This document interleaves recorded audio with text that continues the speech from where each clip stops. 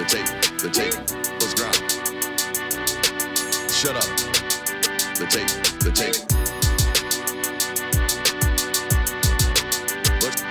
Let's grind. The tape. We do it a little bit different around here. We ain't gonna play. Shut up and grind the tape. Let's grind. We ain't gonna play. Them dogs in your face. Let's grind. We ain't gonna play. Shut up and grind the tape. Let's grind. We ain't gonna play. Them dogs in your face. Shut up and grind. Let's grind. Grind the tape, bro. Grind the tape, bro. Grind the tape. The tape. Let's grind. Grind the tape, bro. Grind the tape, bro. Grind the tape, bro. Shut up and grind. Grind the tape, bro. Grind the tape, bro. Grind the tape. The tape. Grind the tape, bro. Grind the tape, bro. Grind the tape, bro. The tape. UGA game day, boy, we ball out. Pull up, put the whole conference in the doghouse. Leave them 6 feet, see me on the win streak. All-star status, go coach, and the bench deep. Offense on 10, how we run it? Your best ain't nothing, we gon' send them boys punting. Black and red, got them dead on arrival. Defense hunker down for the tie. Hey, you don't want it with the dogs. Film guy on it, you don't want it with my dog.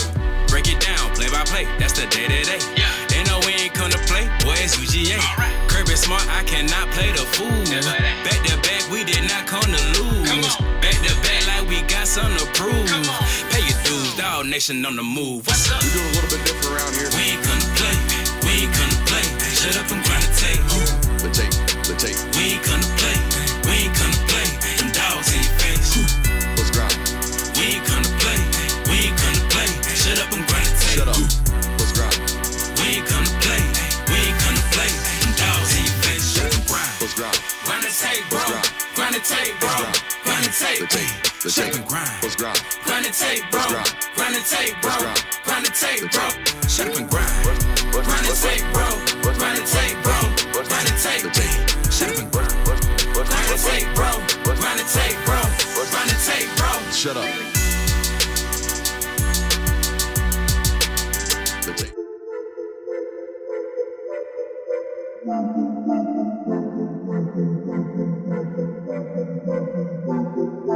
Welcome in, ladies and gentlemen, to MBR, or as we like to call it around here, Nothing But Rants, the show where I find topics that I'm oddly passionate about and I pontificate upon them. These are not hot takes, but rather takes that I'm hot about. What's up? You like that? You really like that?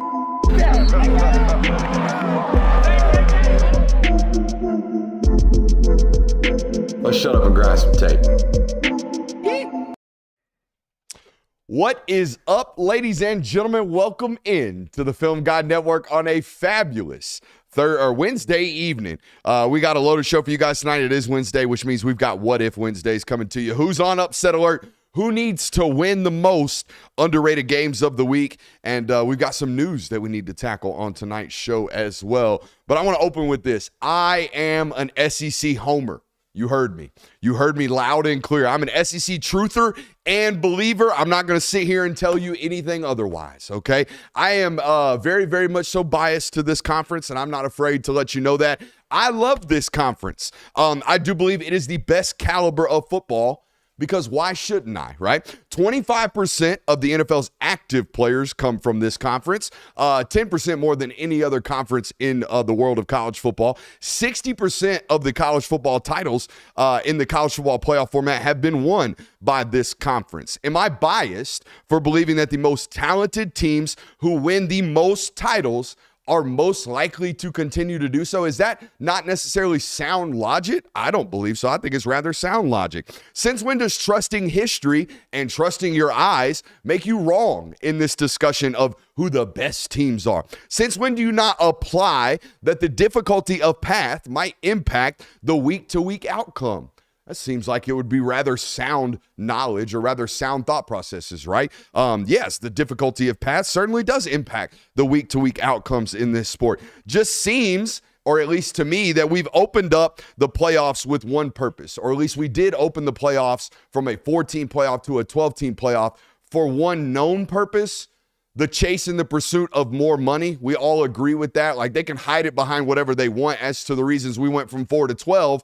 But we know it was because the need for an additional or the want for additional money and to sell these TV rights. That's what we know. But they draped the idea of expanding from 4 to 12. They draped it under this idea, or at least this ideal pursuit of pursuing the best and most worthy champion, right? That's what I feel like we were told. We're going to expand to 12 to remove any doubt, to remove the idea that there might be a what if. What if this team would have gotten in? Maybe they would have been the best team at the end of things, right? We went to 12, at least in the idealistic world. We went to 12 for the hopes of eliminating that what if, right? Hopes of getting to the true champion, the true best team. Now, here we are. Right, here we are in the first year of the expanded playoff, and we're 2 weeks away from the conclusion of the regular season, 3 weeks away from the final college football playoff rankings, and here we are hoping that Indiana, quote, loses their game close enough against Ohio State. Here we are, and we're asking, can Notre Dame win out against the service academies and the bottom of the ACC to avenge that home loss against the 8th team in the Mack in Northern Illinois? Here we are. Meanwhile, on the other end of this discussion, we have teams like Georgia that just finished up their 5th top 25 matchup. We have Tennessee that just got done playing their 2nd top 10 ranked football team. How are these discussions even remotely close? That's what I find myself asking at this point in the year. Notre Dame, at this point in the season, has 1 ranked win. It's in week 1. They have, guys, 2 true road games all year. 2. That's it. And they're 9 weeks apart from each other on the schedule. They have 2 true road games and a home loss to Northern Illinois. Ladies and gentlemen, Notre Dame's opponent's record right now is 55-57. Ew. They aren't even playing the best of the worst. They're playing the worst of the worst. That right there, that resume that I just ran down for you in the 12-team playoff currently is getting an at-large bid. They're going to host a home playoff game in the first round. We have people playing completely different sports right now in hopes of being selected in the one unifying college football playoff. It's not, in my opinion, that Notre Dame can't beat Texas A&M because we've seen it. The any given Saturday rule applies more than ever. That's not what I'm saying.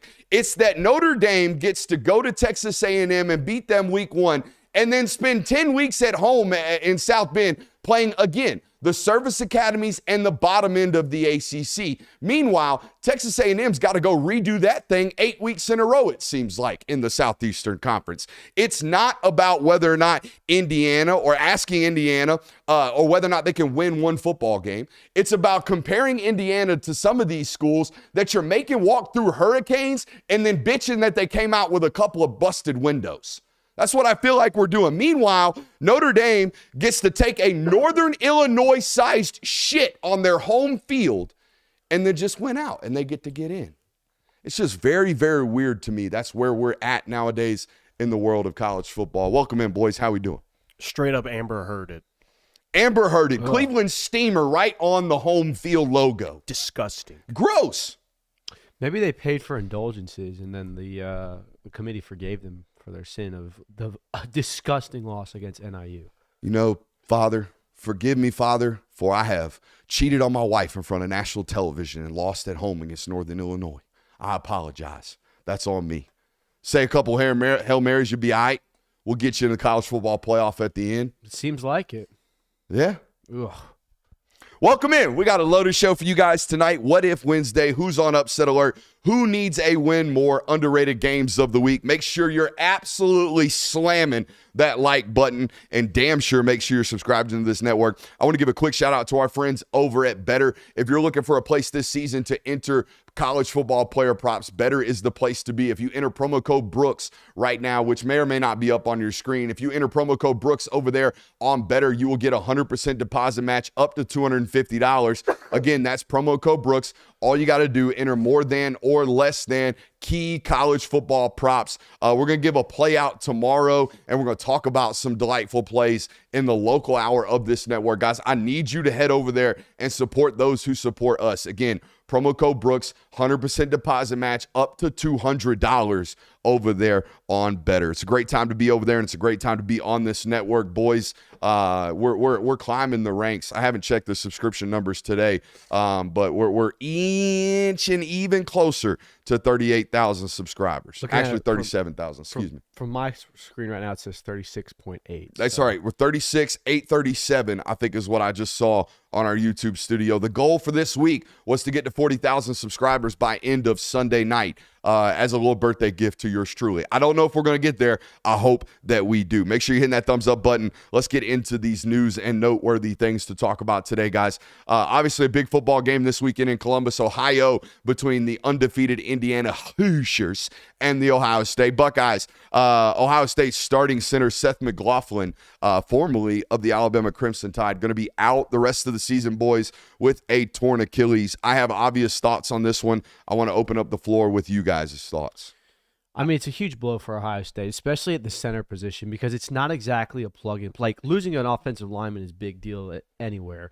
But when you lose the center, you kind of lose the quarterback of the offensive line, 1 and 2. It's not exactly a position you can plug and play in.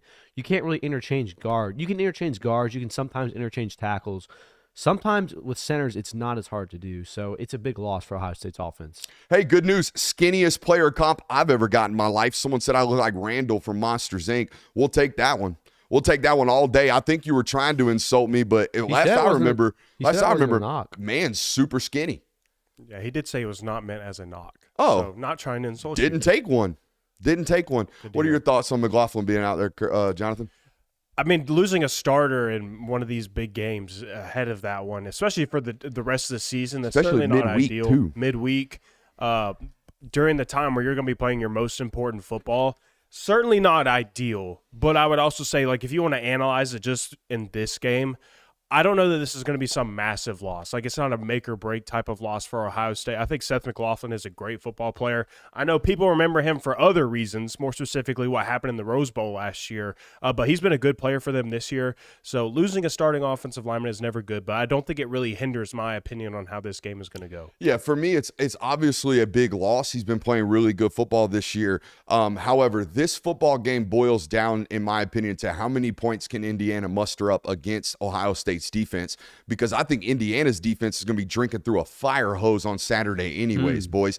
The best offense Indiana has played all year. I got 2 different categories for you to measure it off of. If you're a yards per play guy, Washington is the best offense they've played from a yards per play metric. They finished 46th in the country in that metric. No other opponent on Indiana's schedule to date is inside the top 90 in yards per play. Top 90? Top 90 in yards per play. If you're a scoring points per game guy, if that's your metric that you like, Maryland is the best offense that they have played in points per game metrics this year. They are 79th in the country in points per game. They are going to look like they're playing the Kansas City Chiefs without Creed Humphrey. That's what Indiana's going to feel like on Saturday. This is the best offense that they've played by far, and I hate to do that. It's not even close, but it's not. It's not even close. It very much so reminds me of how Texas was being propped heading into the Georgia game. The defense, number one defense statistically number in the one country. defense in the country Against UTEP. The offense has looked fantastic. They've been really efficient this year. And you go and look at who they played. It's like UTSA. They played a Michigan team who is by no means what they were last year, like a middle-of-the-pack Big Ten team at best, and a bunch of other slappies. And then they go and play the best defense that they played this year. And at that time, an offense that was still figuring things out but still was moving the football well. And we saw what happened. They lose by multiple touchdowns. It's so fishy coming into this game. There's something weird because it feels so obvious that Ohio State's going to drag Indiana, and statistics point to it. Everything points to it. I don't know why, but it just doesn't sit right with me. It's weird. It seems so blatantly obvious, and maybe it is. Maybe it truly does just come down to Ohio State is far the superior team, and Indiana's been propped up by a really, really bad schedule and a coach that's been fun to follow. But there's just something so fishy about this game. What you can't quite put your finger on it? What it actually is fishy about it? Yeah, it's statistically everything about it. Everyone says Ohio State's like the entire narrative is how much does Indiana have to lose by? Like no one's even entertaining the idea that maybe Indiana wins this game. Are you? Maybe. I don't know. I'm not. That's what I'm saying. There's something fishy about it. I just don't think there is a path. The path is a 21-17 win for Indiana. I don't think this. If any of the teams score 30 points, I would bet my week's wages on Ohio State winning that football game. That makes sense. That's fair. All right, some more news on the roster front. Even though I think if you're an Alabama fan listening to this today, you're like, okay, what's it matter? Keanu Cott is off of the roster now in Alabama. This is a 6'5", 242-pound edge rusher who is a top 60 commit coming out of high school. The only thing is he spent 4 years at Alabama not getting any burned. Yeah, I mean, this is an interesting situation. I'm sure we can get into why in a sec, but it's not necessarily anything big for the Alabama side. It's kind of more of, hey, who's the group of four or the Power 4 team that's going to add this player to their roster? It's talented. But the reason why, allegedly, that's rumored. Yeah, I don't even know if we want to give it any credence because it's a straight-up rumor that nobody can confirm. But was he not suspended, though? I think he was suspended. I saw on social media for not violation of team rules. I think it was a legal thing. I don't want to speculate because, again, I'm out of bounds here. But it's just an interesting situation. It's very weird. Normally when a player is dismissed like this mid-year, and it sounded like it was, hey, this player's being dismissed, and then we got the portal entry tweet. You know what I mean? Yeah. Thank you for the time here. Appreciate it. I'm going to seek playing time elsewhere. Normally, if it's just a player upset mid-year, going to hit the portal, they just announce that they're hitting the portal. Mm-hmm. You know what I mean? Yeah. Mm-hmm. Felt like we got the he's dismissed before we got the he's hitting the portal. It's also a very weird time to hit the portal because it's opening in, 2 weeks now? Yeah. Like, why not just wait? I don't know. I don't know either. I mean, I understand that the mid-season, the early part of the season, where it's like, hey, I'm shutting it down. Go ahead and start contacting me. But right now is interesting. It's a weird situation. It does make this really interesting considering the fact that Quay Robinson has been out the last couple of games for them. And it looks like he had I can't quite tell what the injury was, but I know he was hurt. I want to say upper body. But yeah, he's missed a few football games this year as their primary stand-up jack edge rusher. So I don't really have much on this one. yeah, I don't There's either. not a lot to talk about. It's just a weird situation. Weird situation without speculating on whether or not, Yeah, don't want to do that. Yeah. Because you don't need to be doing that. No. Stay away from that one. You know what I mean? Hey, Mack Brown.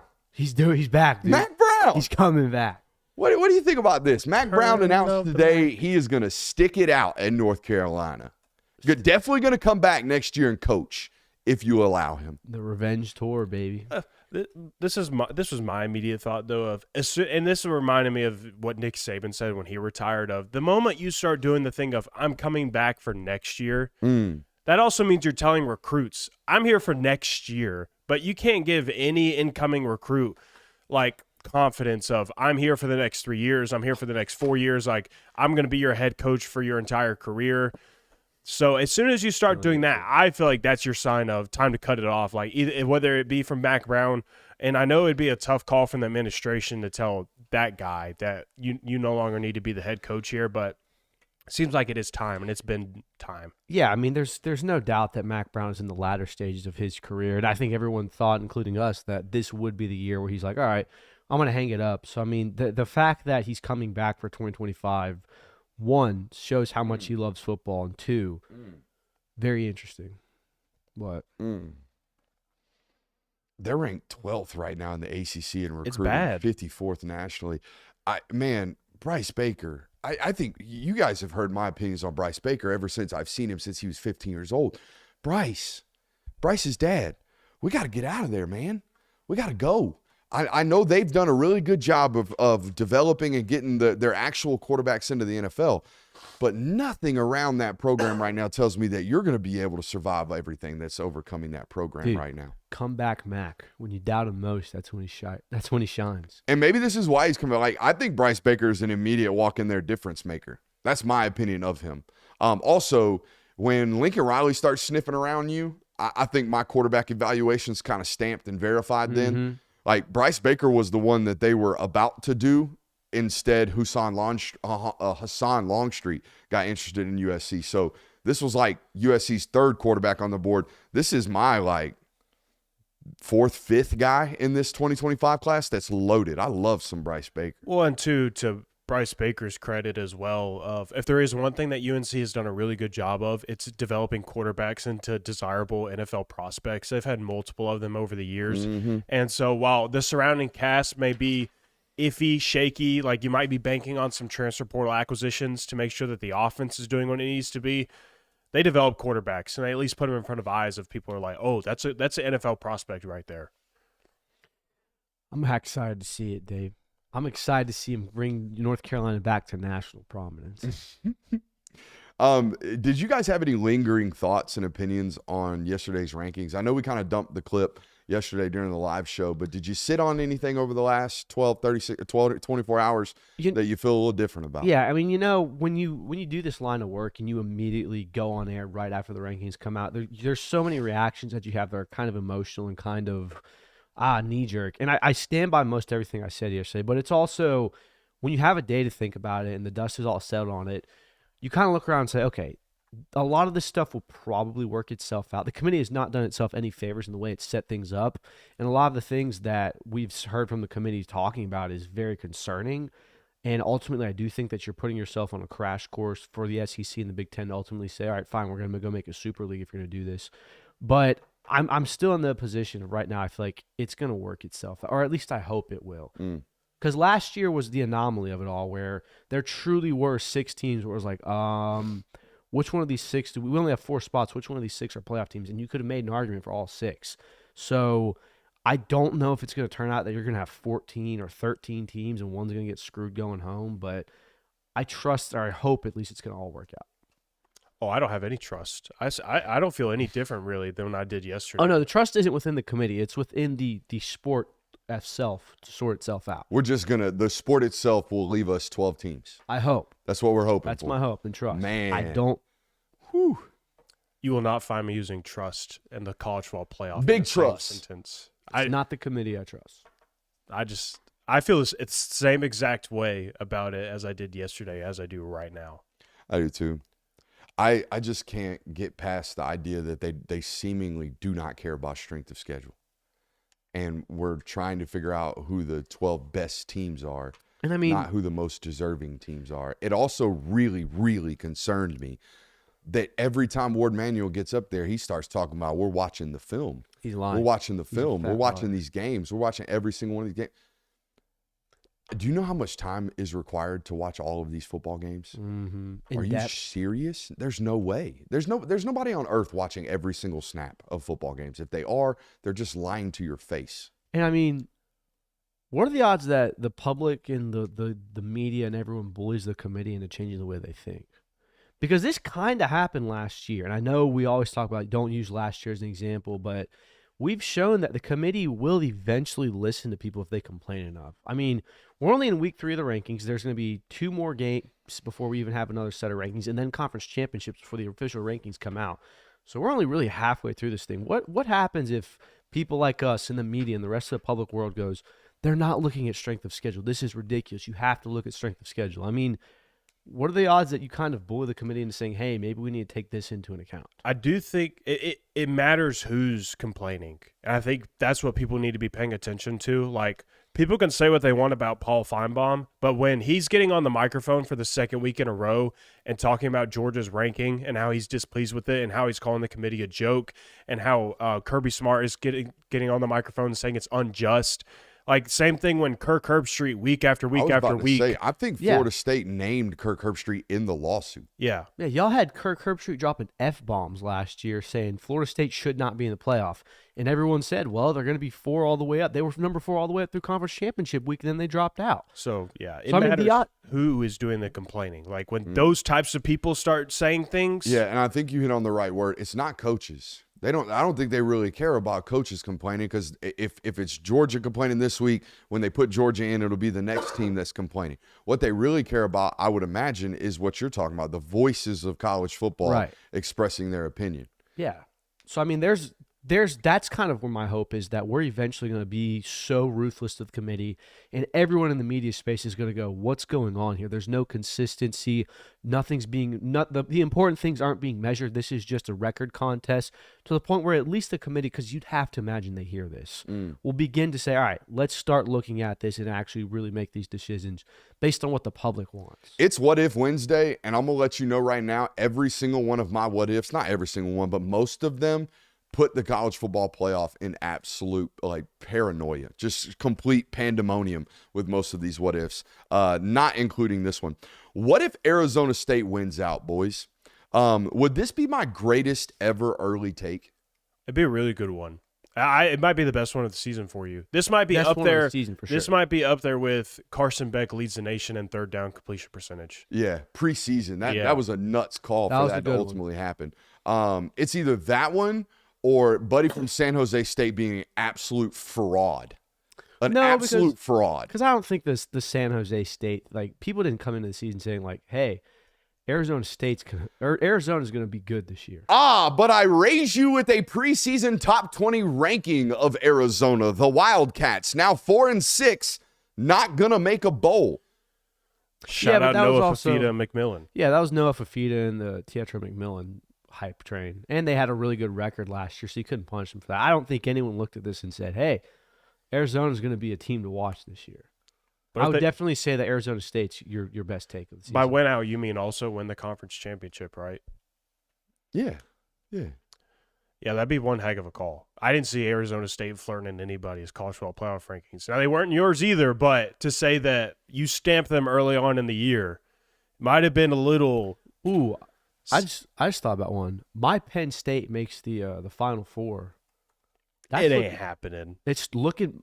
It ain't happening. It's They looking. have them playing Georgia in the first round right now. That won't go through though. I know, but I'm saying I think that based on how the matchups are going to shake out, it looks like they're very likely to play an SEC team. If I had to guess right now, not looking very likely in my opinion. I'm trying to figure out when I fell in love with Kenny Dillingham. Was it after a 30-23 win over a really shitty Mississippi State team? Yes, I think came so. in here after that and was like, you know what? Don't catch me in an alley with Arizona State. 8-2. 8-2. Love it. What if Texas looks sloppy again this weekend against Kentucky? That's bad. I think bettors really starting to love Texas A&M falling into that week.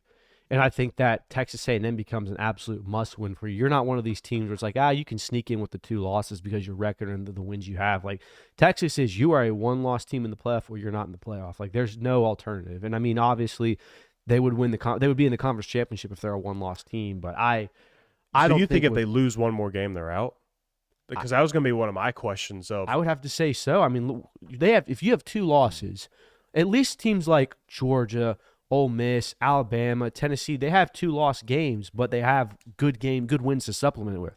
What would Texas's best win be should they lose their second game? Well, that's the Vandy. scary thing. Vandy, exactly. Vandy, who's not even ranked anymore. Not good enough. I'm sorry. All right, we got a super chub that needs to get a shout out right here. Smart Dog says, please shout out my 7-year-old son. He watches with me and is having heart surgery tomorrow. He watches with me every night. We love the Film Guy Network. Young man, I don't know what your name is, but go in there with a tremendous amount of strength, okay? And we got prayers up for you, big boy. Yes, All right, sir. no doubt about it right here. Hey, let's go ahead. Give my man 3. Little preemptive 3 for my man. You're going to ball out tomorrow. I already know it. Prayers up, man. Yes, sir. Yeah, one of my what ifs was, what if Texas A&M beats Texas A&M loses to Bama in the SEC championship game? Does Texas still get in with 2 losses? No. And I know you've already answered that. And I would lean with you on that as well, because I think at that point, the debate would be, let's assume Georgia wins out in this scenario. Bama's a top 4 because they won the SEC. Ole Miss wins out, so they're going to be in as well. The debate then transitions to Texas versus Tennessee. Well, Tennessee has a win over Alabama. Texas, you crap the bet against your 2 biggest opponents of the season. Therefore, I would agree Texas would be out in that scenario. Yeah, sorry, Texas, you're out. What if Cam Ward gets hurt? It's not a season-ending year. He just misses the rest of the game. And Miami looks absolutely awful against Wake Forest. They don't have to lose, but it's clear that without Cam Ward on the field, that team is dog water.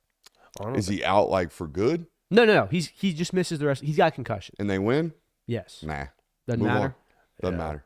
They moved up after a bye week. We're also getting to a point in the ACC where it doesn't matter. One of them's getting in anyways. Whoever wins the championship. We're the same spot in the Big 12. Yeah. In the same exact spot in the Big 12. Here's the real what if that throws a real coinky dink into all of these situations. What if Army and Boise State went out? They're only going to put one of them in. Dubious. They're only going to put one of them in. Dubious. They're Boise only State going right now to put winning out one. has a 95% chance of making the playoff. Army wins out, they have a 95% chance of making the playoff. You put two of them in, I'll go and burn down the committee myself. Whoa, why? Whoa. Two group of 5 members. They earned it. No. Hey, why? We're just stealing from the sport if we're not going to let Guys, these small schools we have a sat chance. here and we were disgusted of the fact that the group of 5 member got an automatic bid into this, and now we want to talk about it's okay if we get 2 of them in That's there. before the troops became into the. I understand. Respect the troops. I hope Army is the one Well, that here's the gets a thing. bid at this. If Army wins out, they're undefeated with a top 10. So win. put them You're in over telling Boise me Boise State. State doesn't deserve to get in the college football playoff when they sneak a 7-point win over a 2-8 Nevada? Hey, good loss against Oregon. Yeah, That's the good selling loss. point. Good loss against Oregon. Right good after loss. a good win for Oregon over Idaho the week before. Yeah, They were a exactly. real wagon at the time. I do think for this to happen, you need other things to happen. Like, obviously, Notre Dame losing, you're implying that with Army winning out, Notre Dame's going to lose. You also need, like, a Texas to drop out. You need Ole Miss to drop out. You need Tennessee to have it stumble. Like, you need a couple other teams to lose out for Army and Boise State to get these. Don't you dare do it. Do what? Give me Army. That's it. If Army goes undefeated, put Army in. Mr. Boise Ashton State, you're Genty out. himself doesn't want to move Ashton the playoff. Genty already fulfilled my prophecy of he's going to be a Heisman finalist. I'm good on that one. I didn't say they were going to make the playoff. Put Or him in had the to make the playoff. Do it. All right, same game, different scenario. What if Notre Dame wins on a last-second missed field goal? So here's the scenario. Oh, They're up like, I don't know, 13-12, okay? Just an absolute rock fight. Army's got the ball, and they're walking on that Irish ass. Just walking it down the field. They freedom line drive. up for a game-winning 42-yard field goal. Thank you for your service. Yanks it straight left. Game over. Notre Dame wins, but should have lost. Good win. Good win, Notre Good Dame. win. You just beat a ranked team. Closing seconds is a close one. Ooh, real nail biter. Really showing that Irish gut. I don't think I'd come into work on Monday. That would be instantly slapped on the graphic of notable wins for Notre Dame. Army. Key wins, Army. No, dude, don't even let me think about that. I can't fathom our sweet troops losing. You better start fathoming Precious it, troops. dude. No, The fix is already in. no, dude. The fix is definitely in. No, dude. And that's how you'll know when he pulls that ball wide left Mm-hmm. on Saturday. It's going to be just like the Buffalo Wild Wing commercials. In all seriousness, does Notre Dame get more slack for that? Is that almost kind of like a loss, or does just wins No, matter? they don't. Obviously, just wins matter. But here's what I'm doing with my what ifs. I'm basically asking you, do you actually think the playoff committee's watching these football games, or are they just looking at wins and losses? Because outcomes like this would determine whether or not they actually hold these things accountable, how these games play out, whether or not they actually matter. Yeah, I mean, it would definitely force their hand, and you would definitely get a clear answer. Same type of what if. What if Ohio State jumps out to a 14-0 lead on the first 2 possessions on Saturday, and then Will Howard goes down with a game-ending injury? He's out the rest of the game.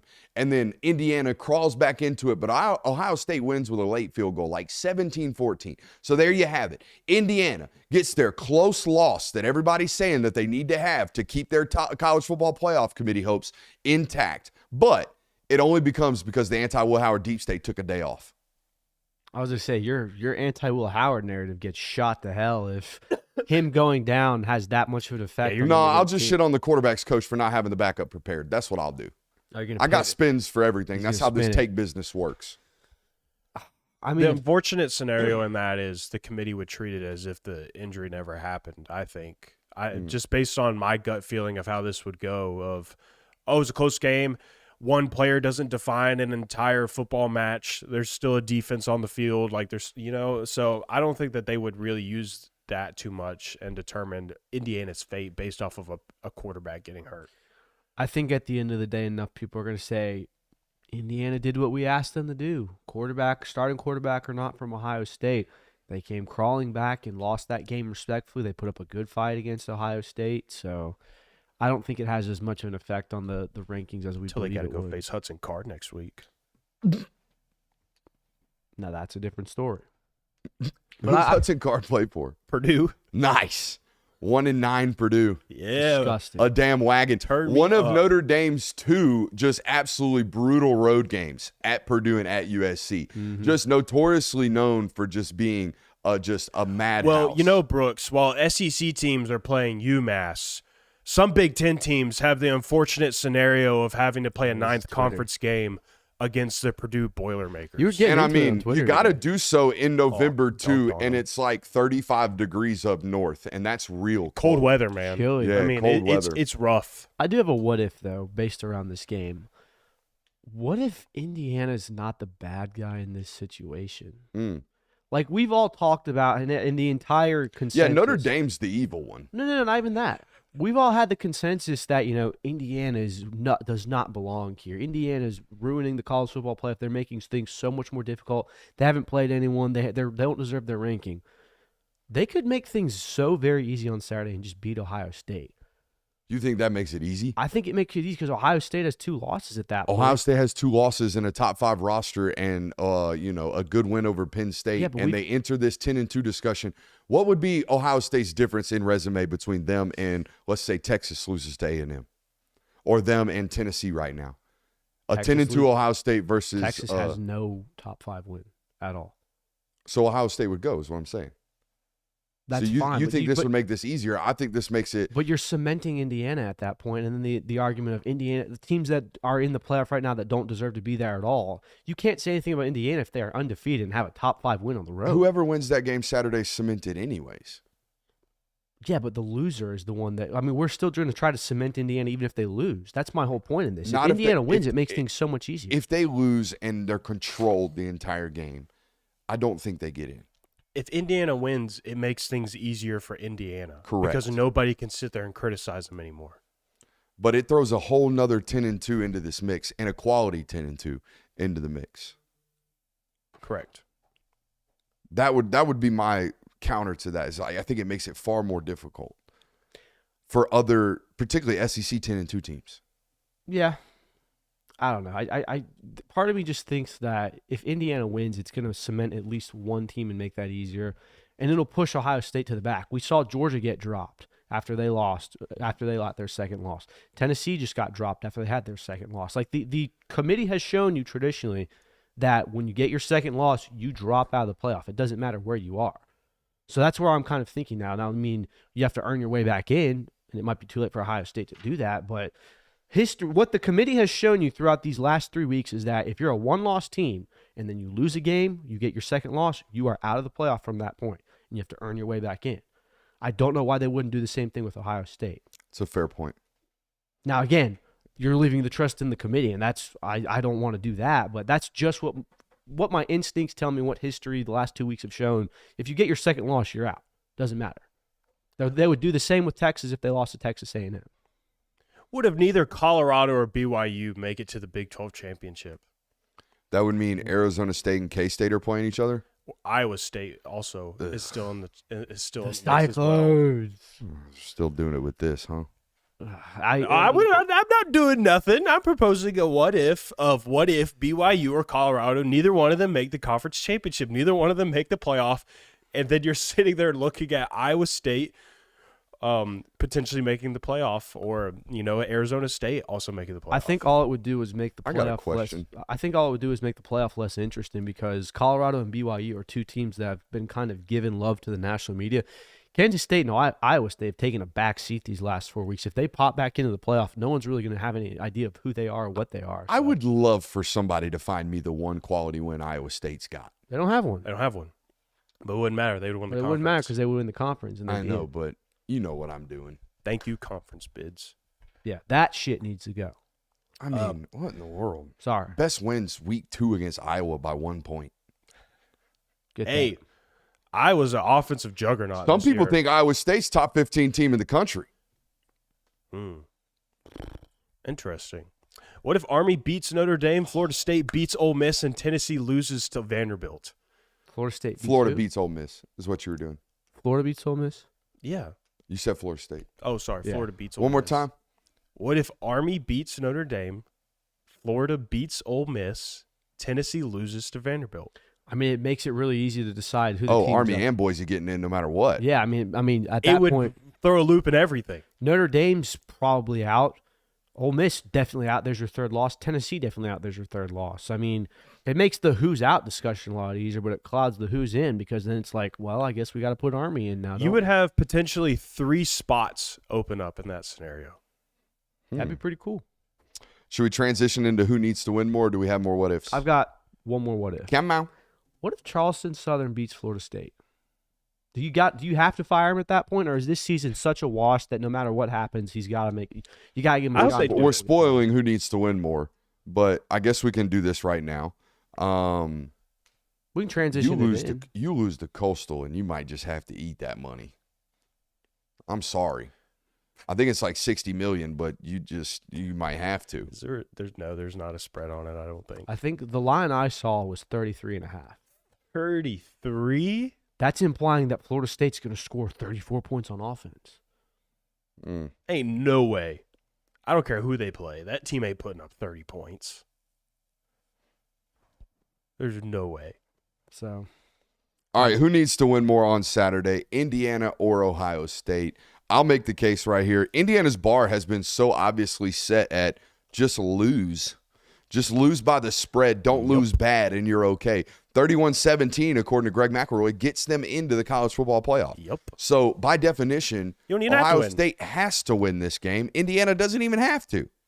Yeah, I fully agree with that one as well. Ohio State, we just kind of got into it a little bit of what would happen if they lost. And this is kind of my talking point of this game of if Indiana wins this game, the whole talking point around it is that Indiana is good. Whereas if Ohio State wins this game, then everybody's just going to say, well, Indiana's not good. So it's not that good of a win for Ohio State. Like, what would happen for like either scenario of this game? The discussion points would be completely different. It would not be one of these games where like Georgia versus Alabama.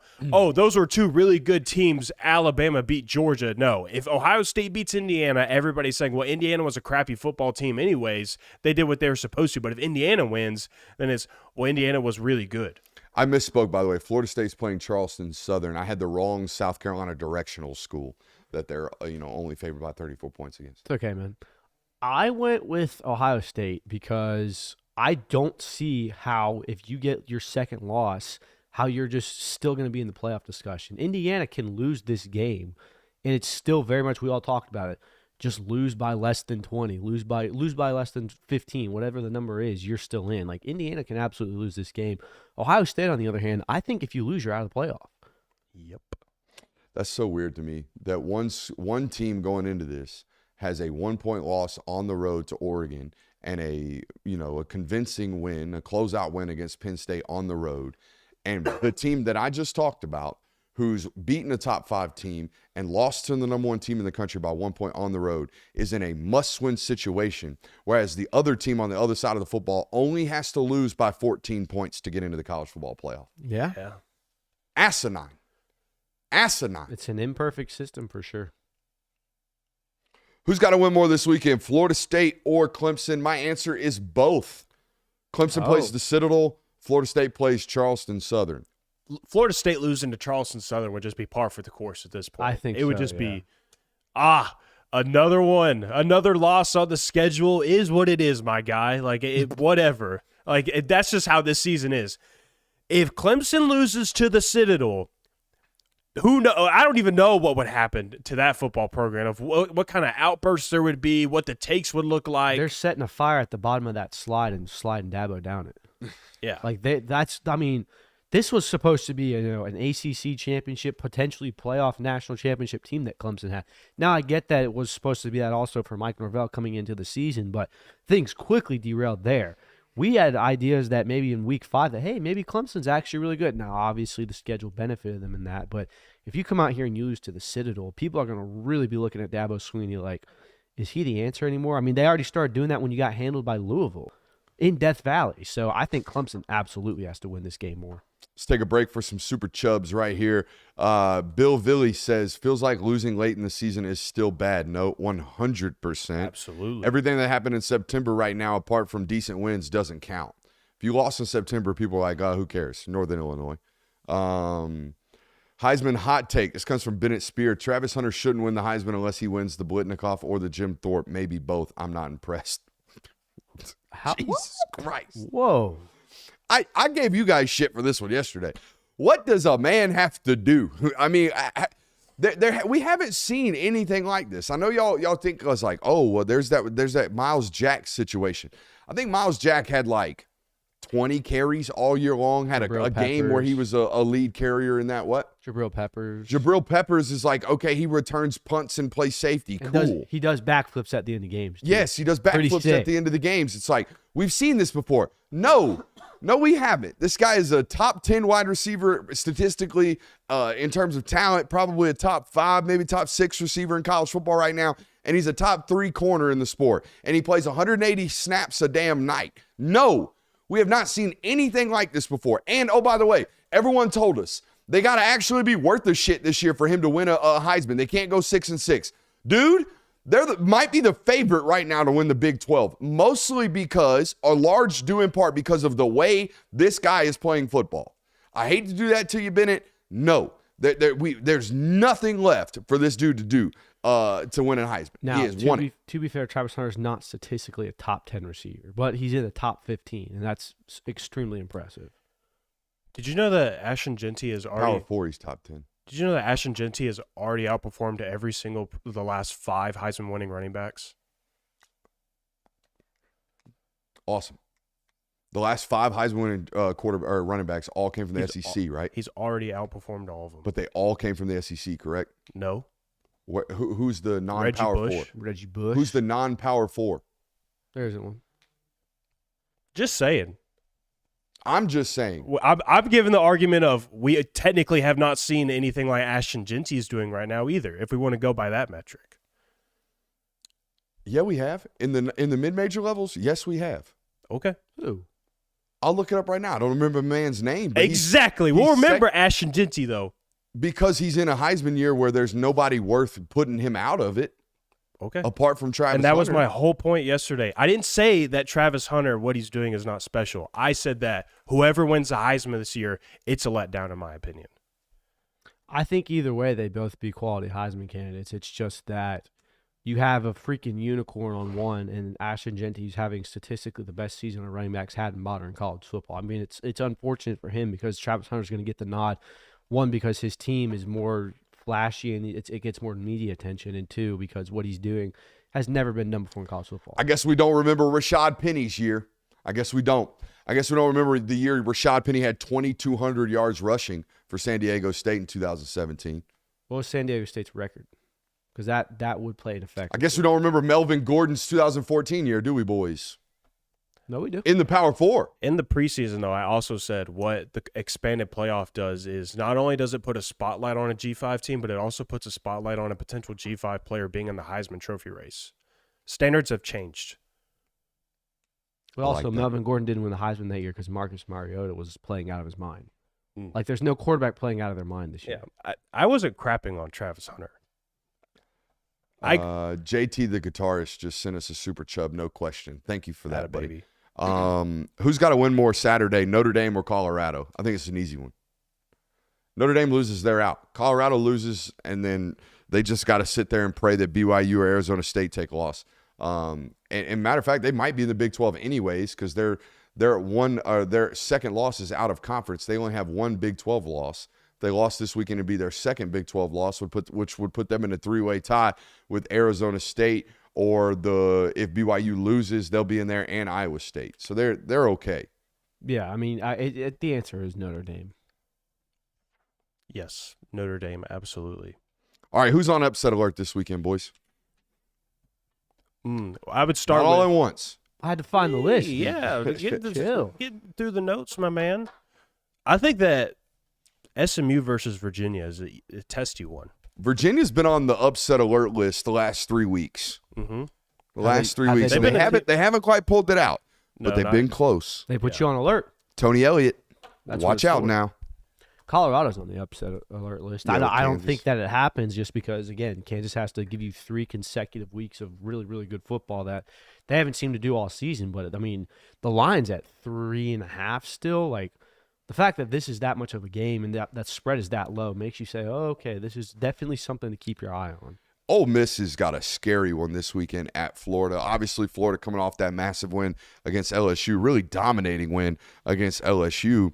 And now Ole Miss goes on the road into that stadium. And my question, and going into the year, is the same one about Lane, is like the week-to-week consistency required in this conference, maybe not in others, but in this conference, the week-to-week consistency to get out of it and survive into a college football playoff. This is one of those last infinity stones, in my opinion, for Lane Kiffin. Can you win the game that you're supposed to win and avoid an upset? And this is a classic like SEC schedule discussion point of a team like Florida where 4 weeks ago they would have not have been perceived as this upset threat against a team like Ole Miss if they had continued on the same track that they have where they beat Georgia. All of a sudden they're being propped into the discussion of they're a national title contender. But now Florida has turned into, over just like the last 2 weeks, of a legitimate threat, a team that you probably don't want popping up on your schedule right now because of DJ Lagway. Like, that's just classic SEC schedule. Like, you never know how things are going to develop throughout the year. One team can be completely different in week 3 than they are in week 12. Yeah. I've got Missouri on this list. They're traveling to Starkville, Mississippi. Missouri has just been – I get it. No, I get it. That's why everyone's laughing. That's why it's an upset alert. Missouri has not been a good football team all year. And say what you want about Mississippi State, they have shown some life on offense at times. And if you can do that against Missouri, they might be in big trouble. And Missouri just had all their hopes and aspirations ripped out of their guts, except for, they did print the shirts, bowl bound. They got the shoulder. They already achieved their aspirations. They got the bowl game. That's so. right. They already did got achieve their aspirations of making a bowl game And when I was looking in at a this year game, that they were picked to win a playoff game. I believe that they are only a 7.5 point favorite over Mississippi State. So keep your eye on that. Yeah, you laughed at it at first, and now I laugh because I think it's funny that they're in this situation now. Hey, salute them troops, Notre Dame. You are on upset alert, and the world's hoping it happens. yes, Except we for the are. Irish that showed up in my comments today. Ooh. They thought I was engagement farming, as if my bills need to be paid. Oh, you're just gonna flex on them like that? Then? No, I don't have to do it like that.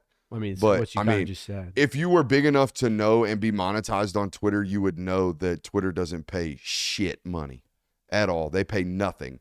So, no, if I was engagement farming, I'd be trying to get you over here on YouTube where I can get you money. Valid. That's valid. I have Texas A&M on my list. I do too. Just Yeah. because it is at Auburn. That's about the only justification I have for it, though. I don't And really it's- believe that Auburn's going to do it. It's also about time Auburn comes up and gets you at least. Now, I think that even Auburn has kind of turned their sights to, let's just ruin Alabama's season next week. But this is definitely a game to keep your eye on if you're Texas A&M. It's not an easy W, despite how bad Auburn's been this season, despite what the record says. You very well could win this game by 30 points, but I don't think you should come in saying, this is automatic dub. Now, look, there's some really bad teams in the Big Ten. The bottom half of the Big Ten's really, really bad. Minnesota, though, not atrocious. Penn State has a tendency to do these types of things.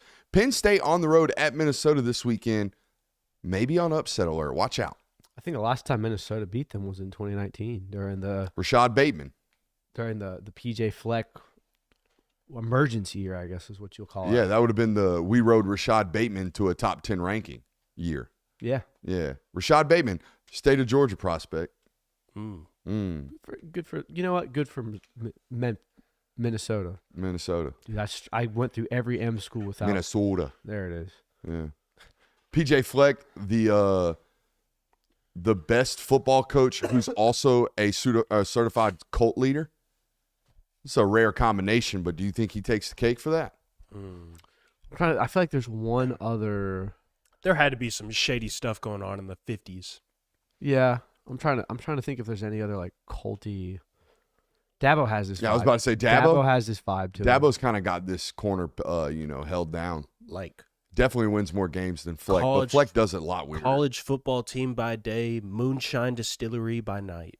PJ Fleck's the one that was gave him Sprite. Was like it's gonna be a Yeah. okay. Yeah, Elixir. He PJ gave him Fleck confidence elixir that was just Sprite in a cup. PJ Fleck wins. PJ Fleck definitely wins.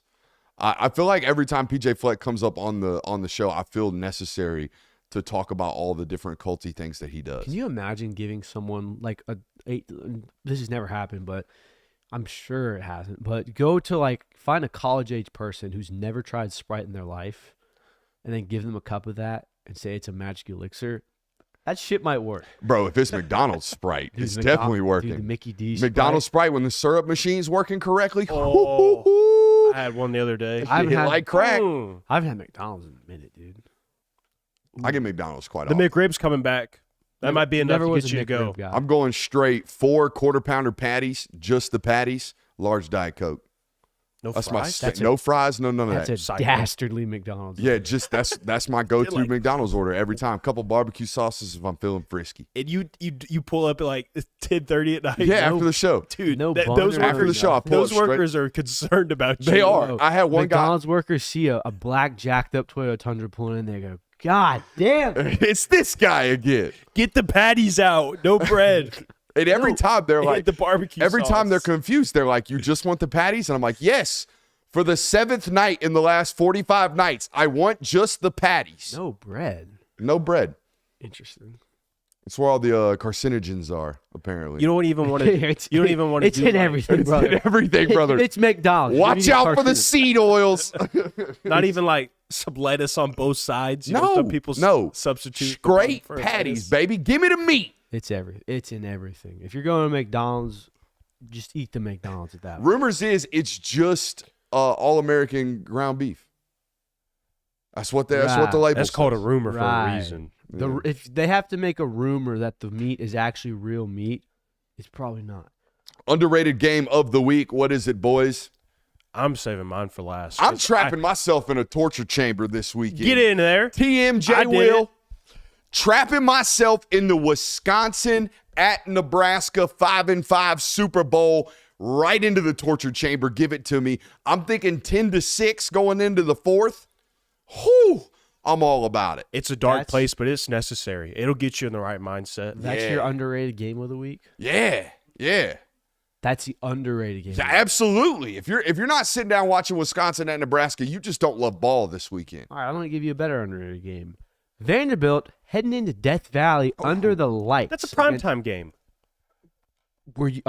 Was anyone talking about this game? We are at Wednesday of this week. Has anyone mentioned LSU versus Vanderbilt once? By the way, No, I'm it's an gonna- underrated game. I'm going to let the world know that I agree with Lane Kiffin on something. Yes. LSU gets these every year. Every year I look up and I'm like, oh, LSU's playing a meaningless game at night. How did that happen? I guess the TV ranking or ratings are just really good at LSU at night. How did that become a thing where it's like, ooh, Death Valley at night? Every stadium at night's a better environment. Yeah, Death Valley in general, pretty raw. You get it at night. Tough. Tough.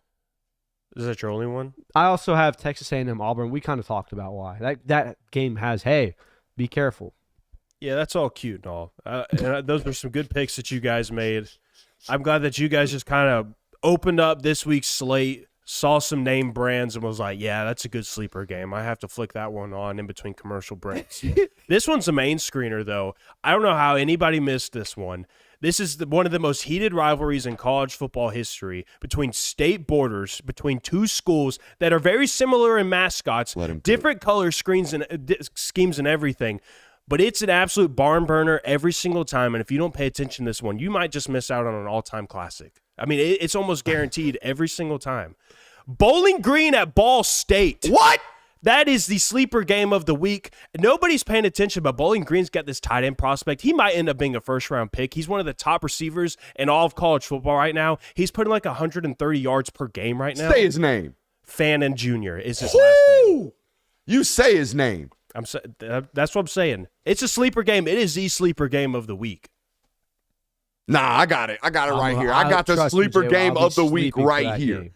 Sleeper game of the week right here between two 7-3 scrappy-ass, well-coached football teams. Give me UConn going on the road to Syracuse. Fran Brown's bunch going to play a real scrappy unit from UConn. Jim Mora, shout out to the old Falcons unit. Jim Mora got them UConn Huskies playing tough-ass football. UConn's 3 losses this year, boys, to only Power 4 football teams. All right, 3 losses, quality ones. Duke, Wake, and Maryland. Give me the win. Just kidding. Give me an absolute just can't take your eyes off of it football game between UConn and Syracuse. Oh, my God. So I guess we have another segment that just gets turned into a bit now. That's not a bit. It's not a bit at all. That came from my heart. I'm going to be freaking gorilla glued to them football games, dog. You wanted a sleeper game. That's a sleeper game. Dude, I meant sleeper game like underrated, not a game you're That going is to underrated. Not a game you're going to fall asleep watching. You would not fall asleep watching Bowling Green and Dude, Ball State. I turn the TV on. Brother, and see this those was shit one of brown your jerseys. picks earlier in the year. When you brought up best bets, you talk about Bowling Green minus 14 Dude, throw this some week. money on it, sure. Okay, That hit, throw by some the way. money on this one. Have some even more fun. Hey, No. Bowling Green, one of Penn State's quality wins. Apparently. Took them down to the wire. What a disgrace. Holy shit. I'm highly offended that you think that's a disgrace. Hey, we got a whole nother hour coming up right here. It is our local hour. But before that, we have our highly anticipated, arguably our best segment of the week. It is indeed Diddy Isms, and it is coming hot right at your face. Whoa. There's another Diddy.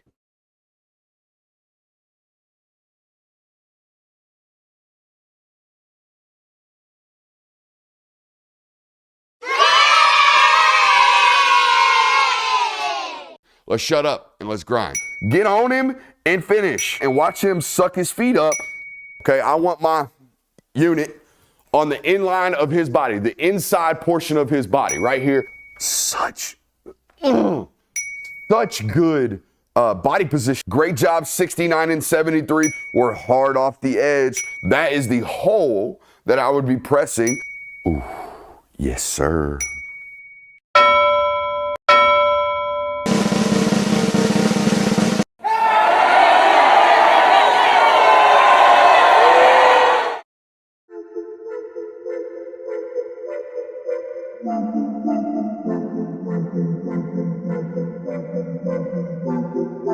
Welcome into Talk the Dog, the show where we find a bone to pick and a take to give.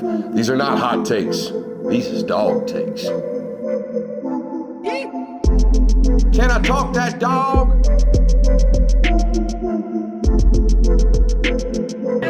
What's up? You really like that?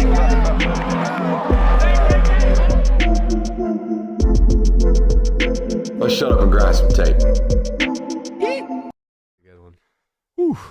Shout out to Diddy Isms. What was your favorite there? I haven't even listened to it yet. Oh. Actually, I don't know if it was my favorite one, but I was honored to be participated in the Diddy Isms this week. Yeah. Even though junk the right way on his that midline. I was being, I don't even did What?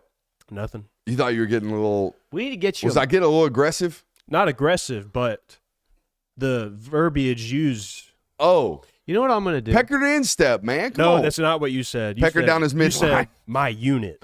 Ah, yeah. My Yeah. unit. My unit. Right down his midline. We're speaking in military terms now. You know what I'm going to do?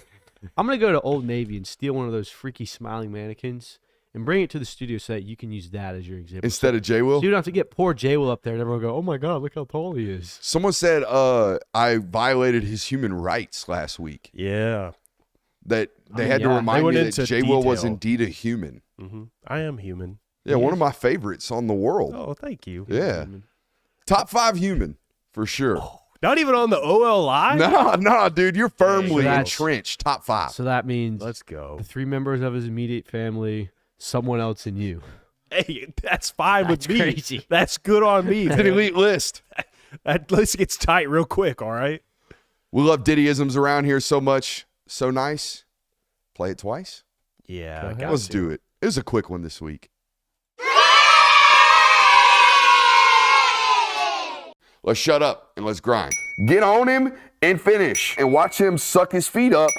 Okay, I want my unit on the inline of his body, the inside portion of his body right here. Such good body position. Great job, 69 and 73. We're hard off the edge. That is the hole that I would be pressing.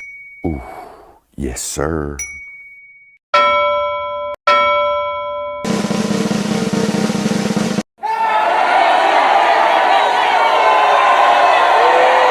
Mashed potatoes.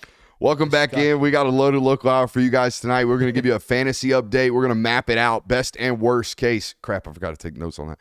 We're going to create props tonight. Does this game almost feel refreshing? How important is this football game for depth purposes? Who does UGA want to win this weekend? We'll talk all about that tonight on the local hour. But first and foremost, I want to give a quick shout out to our friends over at Better. If you're looking for a new place to place prop bets this season, enter more than or less than key position stats for key players in keynote college football games over on Better. Use promo code Brooks. You'll get a 100% deposit match up to $200 over there. Again, that's promo code Brooks, 100% deposit match up to $200. Get over there, support those who support us with that first-time sign-up bonus. It's a big one, and it's a good place to be over there. We appreciate those guys for supporting our network this year as we've seen a tremendous amount of growth. J2's commenting on my eating habits right here with a super chub. Fun fact, I once ate lunch with Brooks at a nice bar/pub when I drove through. He only ordered 2 half-pound patties. I was perplexed. Carnivore diet. Yep. That's exactly what it was. People want to know, like, hey, man, why is Brooksy's face looking thin as of late? Carnivore diet. Mm-hmm. I haven't been as strict as I want to be as of late because I'm lazy, but yeah. All right, let's get into it. There's been some recruiting news as of late. Chase Linton decommitted from Rutgers back, I think, late summer. Yeah, I think it's late July. Back in July, and as soon as he flipped, as soon as he decommitted, everybody kind of connected him to the University of Georgia. He committed today. I want to read you a text that I got from a source when he originally decommitted from Rutgers with ties to the University of Georgia. Quote, long, fast, raw, love the athleticism, and he's a really good kid. Extremely smart was the quote that I got from inside sources. Could you read that again, please? What am I missing here? Oh. Long, fast, and raw. Love the athleticism. I just need to hear that good again. Kid. Make sure I heard it right. I mean, he is long. He is fast. And he does have really raw tendencies and traits right now. All right, There we go. Thank you. We needed to run that one through the HR department before we sent it out. Ran a 4.53 at a camp hand-timed this summer. Here's the official measurements from the University of Georgia. 6'3.5", 220 pounds with 33.5-inch arms. I mean, big, tall, long. The profile. Yeah, that's a profile. It's like, oh, that makes sense. You don't have to watch any film. You don't have to even see a picture of him. Just see those stats on the paper and go, oh, that makes sense why they took him. You don't have to watch the film, but I would really like to see this film. Absolutely, we would like Apparently we have audio issues. Oh, no. Really? Yeah. I'm not seeing anything different on my end.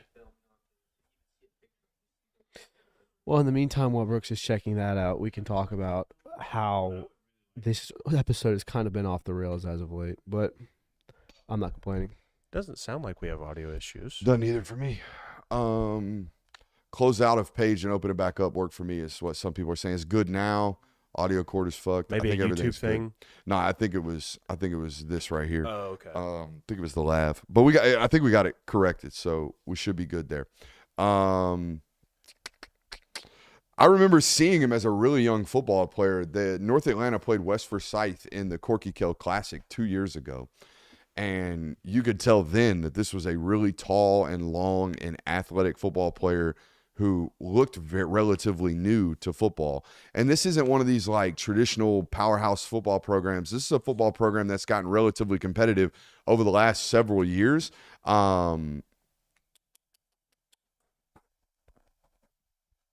I think these are people that are also on the delay. Okay. Yeah. Keep that. No, in mind. I think you're All right. fine. All right, so we're good. I'm looking to get nervous. Anyways, I remember seeing him at North Atlanta against West Forsyth several years ago, and I was doing some inquisitive research about North Atlanta and this football program because this is one that I hadn't really seen in a long time. So I go to start asking questions about this football program, and this school, guys, in downtown Atlanta is in North Atlanta. It's almost in Buckhead. It's basically in like an old apartment building, or like an old what do you call it? It's like work complex, like an office building. Okay, so they don't have a parking lot. They don't have an on-campus football stadium. They don't have on-campus facilities. They park at a parking deck underneath the school, and the school is in basically a work building. Huh. Yeah. That's weird. Yeah, you're going to get a total different experience from a football standpoint when he gets to the University of Georgia. You just listen to it. Yeah, I listened to it too. I felt like we were good. So there. Apologies for that. I don't necessarily think it's 100% on our end. Let's take a look at the film, though. We've actually got some midseason tape. Now, this is an individual that was hurt early on in the year, missed the first couple of games, has a midseason highlight tape. So let's go to the board and let's shut up and let's grind the tape. All right. So if y'all were having audio issues before, this was a good luck on the this real one. test. Yeah, good luck on this one. Here we go. We got a midseason highlight tape. First thing you're going to notice, long, raw, really fast. Okay? All right, let's take a look at it. He's right there, no doubt. He is right there, no doubt. South Forsyth, already sagging some in the pants. Can we get my man a belt? Oh, Lord, a pick? Is that sagging or is that a back plate? No, that's definitely sagging. I think the pants are about to tackle him, for Christ's sakes. Can we get my man a belt? Can we get the 4-star edge rusher, who's our best player, a belt? Shoot, borderline 5-star. Borderline 5-star. Hey, hold on. Have you been noticing it? Yeah. Have you been seeing the games that they out here playing with these things in the streets? Our man, the Hawaiian quarterback, all of a sudden a 5-star. I wonder why. Anybody know why? You getting looked at by a certain some. No. I think it's far more to do with the fact that he's about to flip and be a big national recruiting story. My man right here, love him as a football player. He probably got boosted like 300 points dragging this thing out like he did. I believe when he initially decommitted from Rutgers and the story was kind of getting prepped of, he might come to Georgia. 3-star. He was ranked as the 398th best player in the country. He is now 42nd. Love that. Good job. Love that. Again, if you're an agent or one of these NIL agencies, do not tell your kids to commit early. Don't.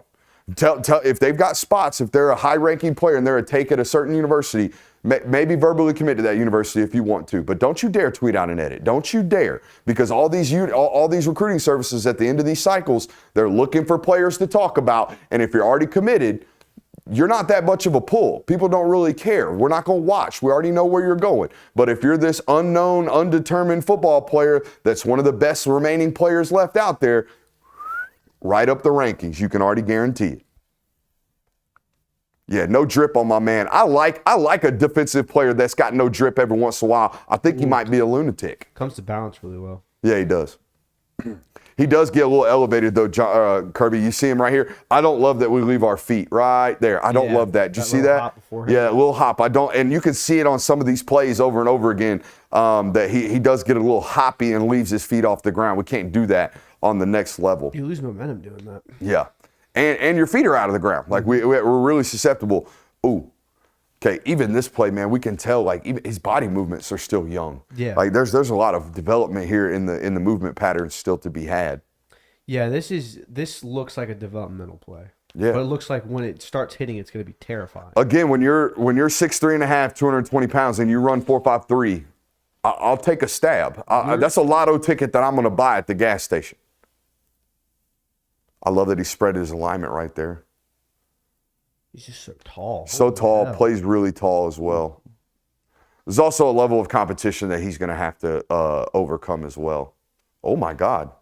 Running back just got moited. I didn't even see that. I was watching him. Yeah, running back just got murdered. I don't even know who they're playing right there. Oh. Is that Pace Academy? I have no idea who they're playing. Oof. Love a good little get hype. It looks to me like a former hooper that picked up football. Yeah. Your eyebrows just perked up over there, Jay Will. I kind of like hearing that. Now, I don't know that to be true. It just looks like one of those profiles. Looks like a football player that's really new to football. Is that him in a 3? No, it's him in a wide 5. Okay. I wonder what the difference for Georgia is, and I actually know the answer to this question. There is an edge rusher out of Roswell that I think just committed. He's a Nigerian individual. He just committed recently in the summer to an ACC school. I want to say Duke. But anyways, he got an offer early on from the University of Georgia, and this was like one of these maybe in-state takes, really athletic, maybe a little bit light in the ass in terms of weight type of football players. He tears his knee up. Chase Linton gets heavily involved. But I think this might have been the overall take, from a higher ceiling standpoint. He's certainly longer than that prospect I'm talking about from Roswell, who I can't remember the name of. Yeah, he's got closing speed too, as you would expect from somebody that's running that fast at that size. Yeah, good God.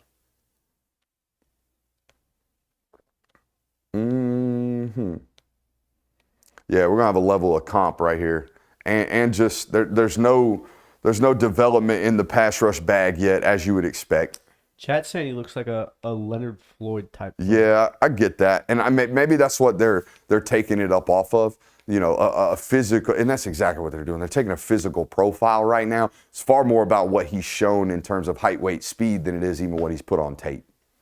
Yeah, Okay. but I mean, like the raw athleticism. At some point, you have to say it's so good. You have to just be able to say, all right, you know what, we'll take that because you have one of the best developing coaching staffs in the country. Like, look at what Jordan Davis was when he got to campus with you. So, the idea that you can turn all of these statistics or all these metrics that this player has and hone those skills, absolutely, why not do it? You're Georgia.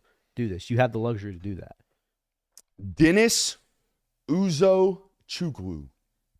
I like him already. Dennis Uzochukwu, currently committed to Georgia State. I don't know if he ends up at Georgia State. I want to read you a text message that I got yesterday that I put out on patreon.com/Brooks Austin. If you want access to early intel, head over there. We also have a Discord service connected to that Patreon. Again, patreon.com/Brooks Austin. I want to read you some heights and weights of A1 Broderick Jones. Ooh. Broderick Jones in October of his senior year of high school at Lithonia. 6'4.5", 285 pounds, had 11-inch hands, had 35-inch arms, and a wingspan of 82 inches. Dennis Uzochukwu in November of his senior year. 6'5", 283 pounds. He's 2 pounds lighter than Broderick Jones. Has 10-inch hands to Broderick's 11-inch hands. Has 35.5-inch arms and 82.25-inch wingspan. Oof. That's who they think from a physical profile this Dennis Uzochukwu type of football player is. Currently goes to Peachtree Ridge, currently committed to Georgia State. It's one to certainly watch for the University of Georgia as the class comes to a conclusion. Dang, you think they're going to nab him from Dell? Yeah, that's tough. That's tough on Dale. Dale's had a rough year one. It's been a rough year one. I don't think he has a conference win. Hey, he beat Vandy, though. He did beat Vandy. He did at beat home, Vandy. and that's his one win. It's kind of crazy looking back Well, I at think they that. have 2 wins. The 2 wins are 2-8 right now. Yeah. It's been a rough year one for Dale. But I think anybody paying attention to Georgia State last year you knew knew that. what happened. They were 129th in returning starting. Yeah. So, yeah, it was I mean, going to be rough. that roster got left out to dry the way Sean Elliott went back to South Carolina. Now, I have a photo of my man Uzochukwu, that I don't know if we're going to be able to actually zoom in on. We'd love to do this on the channel. Okay, there he is standing next to Kirby Smart this past weekend. It's a very Now, small Kirby Smart. what I want to really, really pay attention to, I got to do this backwards. Okay, what do you see when you look at this photo right here? Skinny ankles. I Calves see are up skinny high. ankles. Calves are up high. All right, that's the real. He's got real skinny ankles, but the calf bellies being that far up on his calves or on his legs tell me one thing and one thing, like guaranteed. Super explosive athlete. Super explosive athlete. That guy's got good lateral mobility. He's got good vertical mobility. He's got good shock. He can unroll his hips. I can tell you that right now based off the ankles and the high calf bellies. Yeah, I mean, explosiveness is such an underrated skill set that I don't think people really ever measure. Like, everyone always talks about the 40, everyone always talks about how strong they are, but explosiveness is really where I think one of the more key metrics to becoming a good football player is. Universally. I love this, and here's why. They spent 2 cycles just being like, hey, you big? You big? You could play at Georgia. You big? You big and good? That's even better. But are you big? We're going to recruit you. And now it's like, hey, that Broderick Jones was kind of fun to play with from an offensive coordinating standpoint. We could do a lot of cool stuff with a really athletic tackle. Maybe we go try to grab another one of those. You know, not ironically, it came a week after, or this kind of interest. It's been, you know, heating up here for Dennis, but I don't think there's any coincidence, at least in my mind, that we just watched Monroe Freeling provide a sense of athleticism at left tackle that they've really, really been missing this year. Mm-hmm. I mean, it was very easy to see on tape that you need someone. The Georgia offense is not predicated on the big, fat, slow uglies that can just create space. Like, you have to be athletic to play that possession, and Monroe Freeling really, really showed that on Saturday. So the fact that they are going out and trying to get these guys again, where it's not necessarily size and oh my God, this guy's a monster, as much as it is, wow, he moves really well. It's a good sign for your offensive line. And look, you don't have to be 6'7", 330 pounds if you've got an 82.25-inch wingspan. If you got 35.5-inch arms, I don't need to be 6'9". I got the wingspan of a 6'9" man. I'm okay. As long as you got good feet. I'll have to actually go watch and grind the tape because I saw him against Milton earlier in the year. Milton played Peachtree Ridge in a scrimmage. And you could tell, really big, really raw, really athletic. So, yeah, it's a physical traits take, it seems. His tape is pulled up. By God, let's shut up and let's grind it. Got me moving out here today. I think I was unmuted the entire time. No, I just unmuted you were myself. good. All right. Is he a right tackle? Let's take a look. He is. Good Lord, look at the arms. Oh, my. Oh, my. He's very quick. Woo-wee. Look at the foot fire. Look at the foot fire. Take him to the bus. Take him to the bus. Oh, a little skip pullage. Come on, talk to me. Oh, no. Yes, sir. That poor corner. This is an athlete, ladies and gentlemen. Thank you. Thank you. You know who is giving me vibes of? Who? Elijah Pritchett. Oh. Elijah Pritchett is what I'm getting right now. Just to let you know, Elijah Pritchett was my #1 ranked tackle coming out of high school in his class. #2, Kelvin Banks, #1. Seems like I hit on that one. Yeah, that was a good one. Yeah. Golly, dude, he finishes well. Hand placement's a little suspect, but, you know, that's okay. We can fix hand and hat placement. See what I mean? He gets a little wide. Yeah, he's a little wide on these hands right here, man. I had a teammate in college, Kirby, that I took my belt off during one-on-ones and tied his hands together because he would overshoot. He'd shoot like this. So I literally tied his hands like this so where he couldn't. Smart. He didn't like me very much. But Made him he got better. He got better. That's what a coach does. Me like you, boys. Yeah, this is a... Me like you lots. Again, still currently committed to Georgia State. Nothing, definite right now, but just picked up an offer from the University of Georgia this past week and was on campus this past weekend during their Tennessee game. I love an offensive lineman that's fighting to finish. Pass pro for the tud? Talk to me. Okay, we didn't necessarily have a good inside step right there. We're kind of getting walked. Yeah, that's at the back of the... Also, because I don't know if he listens, but I like him a lot. Dominic Kelly, this quarterback from Peachtree Ridge, I think he's a really, really good football player that needs to be playing Division I quarterback somewhere, okay?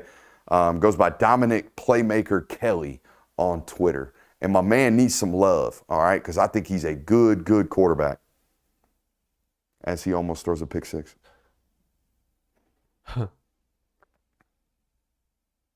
Yeah, playing a little too high right now, but I don't care. I don't care, and here's why. The biggest thing about that tape right there is how fast the foot fire is. Yeah. Them feet are up and out of the ground really, really quickly at all times, and that's going to lead to a really, really good offensive lineman once I coach him up on the ways to play with hat and hand placement. Yeah, playing high and hand placement is something that you can get fixed within a spring camp. Like, that's not anything that you need to be like, I don't know if I should take that. As long as you're athletic enough and flexible enough to actually bend, and everything off that tape tells me he is. He looks right? plenty athletic. It just doesn't look like anything he's ever really had to do because of the competition that he's been playing. So, I think I actually know his offense. I do know his offensive line coach at Peachtree Ridge. I'm going to get the lowdown on that one. I can't believe I just remembered that. That's on me. Should we create a prop, gentlemen? I love that. Do we want to do that, or do we want to get a quick fantasy update? Give me the fantasy update. Yeah, give him the fantasy update, Jay Will. Anybody's got a towel so I can bite down on it right quick? Ooh, boy. Yeah, it's exactly that. Blew a lead. You Getting had- smoked in the total points now. I can already tell you how it is. You had 5 players, Brooks, that didn't score a single point. That's unfortunate. That's bad drafting is what that is. Your highest scoring player was Arian Smith with 56. You only had one other player in double digits. That was Smile Munden, who had 11. Starks got you 2. Michael got you 1. You totaled 70 points this week. Hey, that's improvement, though. Last week, you put up 44. Christian, on the other hand, I mean, he didn't have a single player other than maybe Dylan Bell that didn't have an outburst. It seems like Frazier had 93, Lovett had 65, Delp had 72, CJ Allen, Everett, and Dan Jackson had 3 points as well. So Kirby tallied 267 points. It is now 5-5. It is tied up, and Kirby is leading the total points margin. By how many? It is 2,070 to 1,607. Dude, Just call me the 2016 Atlanta Falcons. Dude, that's yeah. Ooh, man. Yeah. That's a 400-point lead on you, man. ETN going down has been That's what I the said, look. difference maker. Look, I got when he was all high and mighty in the midway through the season, I said, look, his team's built around one player. That's good for him. He got the right one in the first-round pick. He made the right decision. His team, though, however, I would take my guys over his. And look, that's shining through now. We're a team-built players. Brooks, what's up with Juju going to Colorado? Next question. Ooh. I think. I mean, based off everything that I've talked You to. don't think that I hit Indiana some sources on this one after the weekend. I You don't don't- think he's going to Georgia. Well, I don't think any one of us thought that. I know there's Yeah. some people still out there that are like, oh, we got to get the 5-star quarterback. You don't think Indiana's making a really good push now, especially with the season they're having?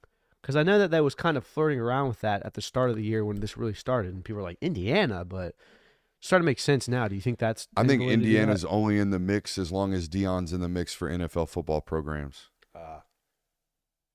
So it's basically if Colorado wants him and Dion is there, he's going to Colorado, you think? And even if Colorado definitely wants him. Right, It's, that's it's, what I mean. it's the whole discussion's about whether or not Deion Sanders is going to be at Colorado next year. Not even for the next 4 years. Next year. Are you going to be there next year? If so, Julian Lewis is going to Colorado. That's Based fair. off everything that I've heard of and talked to and sourced out. Makes sense. You got one more. I see that, and I'm Googling my man's name right now because I think I do know this gentleman. Ashton Giotto is a 5-star. Yes, this kid from the Bowles School, the defensive lineman. I'm very aware of this individual. He's very young and already has a track to a 5-star kind of pathway. He's a 2028 high school football player. I was made aware of him when he got his offer from the University of Georgia. I want to say 2 months ago. I'm looking at this right now. He received an offer from Georgia back in June of 2024. So before he ever stepped foot onto a high school football field, this individual had an offer from Georgia. Also from the Bowles School, I think Georgia's got some ties to that high school, if I remember correctly. Did jiu-jitsu too. Yeah. Shout out. Impressive. Training jiu-jitsu as a defensive lineman at 14 years old. You're probably a bad human. Impressive. You're probably a bad ass. Also, you know, I'm married to one, so I can say this. He's a ginger. Oh. Yeah. Yeah. Can you still say it even if you're married to one? Is that how that works? Does that Did you logic? get like a ginger card? I don't know. I don't know the either. rules and regulations of that, but we'll have to run it through our HR department and see. Yeah. Well, we're running up the totem pole of the HR department. We'll see how that goes. We do have one, by the way. We do. We don't have an HR department. I was about to say, we're a 3-man band right now We should get an HR with a department. backstage runner who's doing a great job. You know? How quickly do you think someone would quit if we asked them to be an HR department? You think we're I that don't know. bad? There's so many other things that we need around here other than an HR Oh, department. for sure. Like a clipper. We need a clipper. In-office chef. That would be Down the nice. line. Down the line. I think that's number 2. That's strong 2 right now. Solid plumbing. Definitely. Solid When your plumbing. toilet is beeping at you, I don't know. Probably I a do cause like for getting concern. a nice outside pee. Don't tell my neighbors we're taking outside peas. We're Pissing taking in the outside grass? peas, guys. Not even gonna lie to you. Bleaching the We take grass? outside peas. Create a prop. Let's do it. Let's do Now it. we I've got 8 hypotheticals that we can go through, and you and Jay will can go over under. I don't know if you guys pick some hypotheticals. I did, but I'm sure or- that we'll have the same ones. So, You want me just to go through these? yeah. All right, so I've got Gunnar Stockton passing attempts at 14.5. Is he going over or Way under? under. Under. Way under. Really? Like under 10. I You had think it so? at 10. Mm-hmm. Or like 9. You think so? I almost put it at 7. Why do you think it's so low? Because I felt like this is the game where it's like, okay, we didn't really get a chance to see it. We really haven't had a chance to see Gunnar in any other games. Like Kentucky, we didn't get to see him. Auburn, we didn't get to see him. Mississippi State, we didn't get to see him. Like, this is really your last look at Gunnar Stockton, presumably, of the season. This is the most sacrificial lamb football team to ever walk into Sanford. They have no head coach. They just canned him. Okay? They're not a very good mid-major football team as of right now. They've already been beat up by 3 SECs, or this They're- is their third They're SEC going to pull a school. Tennessee Tech. I don't know what you guys are expecting for this weekend, but I expect 100% a team to be down multiple scores and running the football. Plus, typically how these things go is Carson Beck will play the first half. He'll get like maybe a series or 2 in the second half. And then Gunnar Stockton will get a whole series where he gets to operate the offense. And then after that, you run the football. Yeah. So you're kind of just counting the number of passes in one singular possession. Yeah, that's true. All right, moving on. Chauncey Bowling's rushing attempts, 7.5, over or under. I'll take the over. Yeah, I'll take the over. I think on he's that. I think he's good for like a 12 carry game today or Saturday. Yeah, I think it's also going to be dependent on the availability of other guys. Like, is Cass Jones going to be back? Because there's no injury report, so we have no idea to know. If I were the University of Georgia, this week would be about straight up getting healthy. Yeah. Cash Jones played that game Saturday, really banged up. Mhm. Trevor's obviously banged up. Yep. Yeah, we would be protecting Nate Frazier with everything we got this weekend. Hell, Chauncey Bowens might start the damn game. Yeah, checks. Moving on. Brett Thorson punts, 3.5. Under. Under. I'd say under. Punt return yardage. First 5 time yards. they've given up a punt, 2.5 Isn't that crazy? years. No, they gave one up earlier in the year to Ole Miss. Yeah. Okay, I was just going off what Kirby said in the post game. Yeah, I think he was talking about like first big time return. The return yardage stat got broke several weeks ago by somebody. It was like Yeah. a 3-yard return, but it was a return. Maybe Florida. Maybe. It Either might way. have been. It might have been Florida, actually. But, I mean, like, they've had touchdowns returned on Brett Thorson, which is the interesting thing. 2022 Mississippi State before the half. Mhm. I don't even remember that game in Starkville. I put that Why one not? way out of my memory. Was it that Seemed like cold? a fun one. Huh? Was it Seemed that cold? No, it was that miserable. Really? Yeah, it was not a fun environment. It was Really? not fun. Yeah. Just in general. It was wet. It was cold. It was gross. Mississippi State was bad. Everybody knew they were bad. I was excited about the cowbell thing, and the cowbell thing lasts like a quarter and a half, and then their shoulders are out of socket. Like, I'm out on the fucking bell ring. So yeah. They do be pulling up with some, like, straps of cowbells. Mm-hmm. Like, it's like foot-long bells. It's interesting. Mm-hmm. Georgia offensive turnovers. I've got it at 0.5. I say they play clean. I think they play Do clean. they play clean? I mean, it only takes one. Batted ball. I think they play clean. Someone fumbles, tip pass maybe.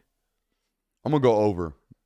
I'm gonna go a Gunnar Stockton pick 6, and everybody just absolutely kills Oh, it he's for not cooked. running him down. Oh. Yep. There's going to be a play where linebacker leaks off, running back runs the wrong route, and then the linebacker's going to pick it off. He's going to be 30 yards downfield, and then the quarterback's going to jog off of him after him, and then Robert Griffin III is going to absolutely crush him. And Georgia fans are going to spend the next 3 years telling me how that quarterback shouldn't play at Georgia because he jogged after that UAB linebacker that one time. That defines your whole career. Yep. Career You're to- terrible. You shouldn't play here because you didn't jog after that linebacker that was clearly already on his way to score. The funniest part about Do you that, think people remember what I'm talking about? I remember exactly remember what you're talking exactly about. what you're The talking funniest about. part about that was those people 3 hours ago were raising hell because that guy wasn't starting. Because Stetson Bennett starting? Are you kidding me? This is 2020 all over again. Yeah, we got some Huns in the chat. Yeah, guys, Carson Beck threw a pick 6 against UAB, and Robert Griffin III called him basically a lazy bum on the broadcast. And then Georgia fans were like, "This guy can never play for us. He doesn't care." And then he killed a human against Vandy on a pick a year later. And he 2 killed a years- 2 years Tennessee later. safety this week. 2 years later. 2 years later. That's right, because he had to sit for a full 3 years. That's right. Yeah. Georgia defensive takeaways. I've got it at 1.5. Got to have more. Keep in mind, this is going to be a team that's going to run the ball a good bit, so you're probably going to have to get it through fumbles. I want to see an exposure create a takeaway. Shout out Kirby Smart. Kirbyism there. I'll say they get 1. So I'll Uno. go under. Uno. Carson Beck passing touchdowns. I've got it at 1.5. This is one that it's either going to hit the over within the first quarter or it's not going to hit at all. See, Or he's not going to have I'm any. going to say over because I feel like the typical good day Carson Beck stat line is 265, 2 touchdowns. Yeah? It's either he throws for no touchdowns or he's going to throw for 2. That's kind of how I feel about Carson. Say you, Brooks.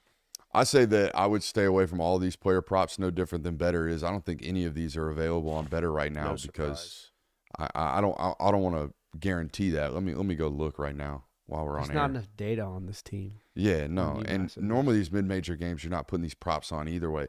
I wouldn't want to play it on Better this week because you have to pick another player from the other team, and I wouldn't know. I would just pick unders. Maybe it's easy enough if it's available. I can't get it to pull up right now. Yeah. But shout out to Better either way. I got 2 more for you. Come out. Peyton Woodring field goal attempts. I've got it at 1.5. So how many times basically does Georgia stall out inside their own 40 or inside the opponent's 40? Twice. So you got the over. Yeah, I'll say over. I can see it happening one time in the first half, one time in the second half. Like the Gunner Stockton drive, I could see that one stalling out, kicking a field goal. That's fair. And last, Georgia defensive sacks, 1.5. Over. Yeah, I'll take the over just because I Yeah. think 2 sacks happen. All right. That is all I have for create a prop. Does this game have a refreshing feel to it It really does, honestly. for you guys? Yeah. Not for me. Well, not even that. Why? Why doesn't it have a refreshing game for you? I will say this. Going into a football game knowing that my Discord's not going to go absolutely belligerent when 3 and outs happen, I think that makes me feel, a little looser because it'd be getting tight in some of them football games. But the idea of and it's weird that you say this out loud, but the idea that the game's going to start basically as soon as the day starts, like there's not going to have to be any of this build up coming into it. You're basically guaranteed to win. There's no mental build up for it. I mean, you went from Texas bye week on the road to Florida, Ole Miss, Tennessee. That 5-week stretch where it was like, hey, we really have to bring our A game. That is mentally exhausting, not only for players, but also for fans. So to be able to come in this game and say, all right, we're going to have a tune-up game here. We're going to get a win. We're going to get to see the Dogs play. The game's going to be over by 3:30, and then we're going to get to enjoy all the night slate that comes after it. Like, that's refreshing. You haven't had that at all if you're Georgia this year. It's just refreshing to have a noon game, to be honest. It Yeah. is. I mean, we complained about it so much because we're like, back in 21 and 22, it's like another noon game. Great, we're not getting any night And games. This is bullshit. For a media member, I prefer the 3:30 slot. 3:30 is a good 3:30 slot. 3:30 is nice. ideal. You get to watch some of the nooners. You get to get out of there by 7:30, watch the night games. Yep. And get home. The 7:30 kick is a brutal one. It's been brutal. But I But mean, I enjoy it. I Yeah. think it's a far better environment, and the Goosies are far more frequent during the night games. But I'm not necessarily like stoked about the nooner, but from a refreshing Well, it's relief also- of stress, Yeah. it's a good one. The nice thing is also it's not a noon kick. It's a 12:45 kick. Ah, yes. So you're gonna get to catch. Slotted. You're gonna get to catch the first quarter. Is So- this SEC Network? yeah. yes. And Aaron on thank the call? goodness we have big no. noon kickoff, so that way you miss out on Ohio State, Indiana, the biggest game of the weekend. Good, thank goodness. That also, the storyline of that game being at noon also plays into the favor of the University of Georgia. And do you know why? Less people are going to watch it. Jared Curtis is not going to take a visit to Oh, Ohio yes. State because it's a noon game and he can't get there on time. He has his own playoff game. So there's that. That Yes, does he does. do Third you a round of state favor. playoffs in single A Tennessee high school football, I think. Yes. That does do you fair. But no, I'm honestly like, it's nice to be able to come into a game and just say, I am guaranteed to enjoy this game. And oh, by the way, it's not 90 freaking degrees outside when you're going to be at this game. Who are these people? Research just told me who's on the call, and I'm not taking any shots.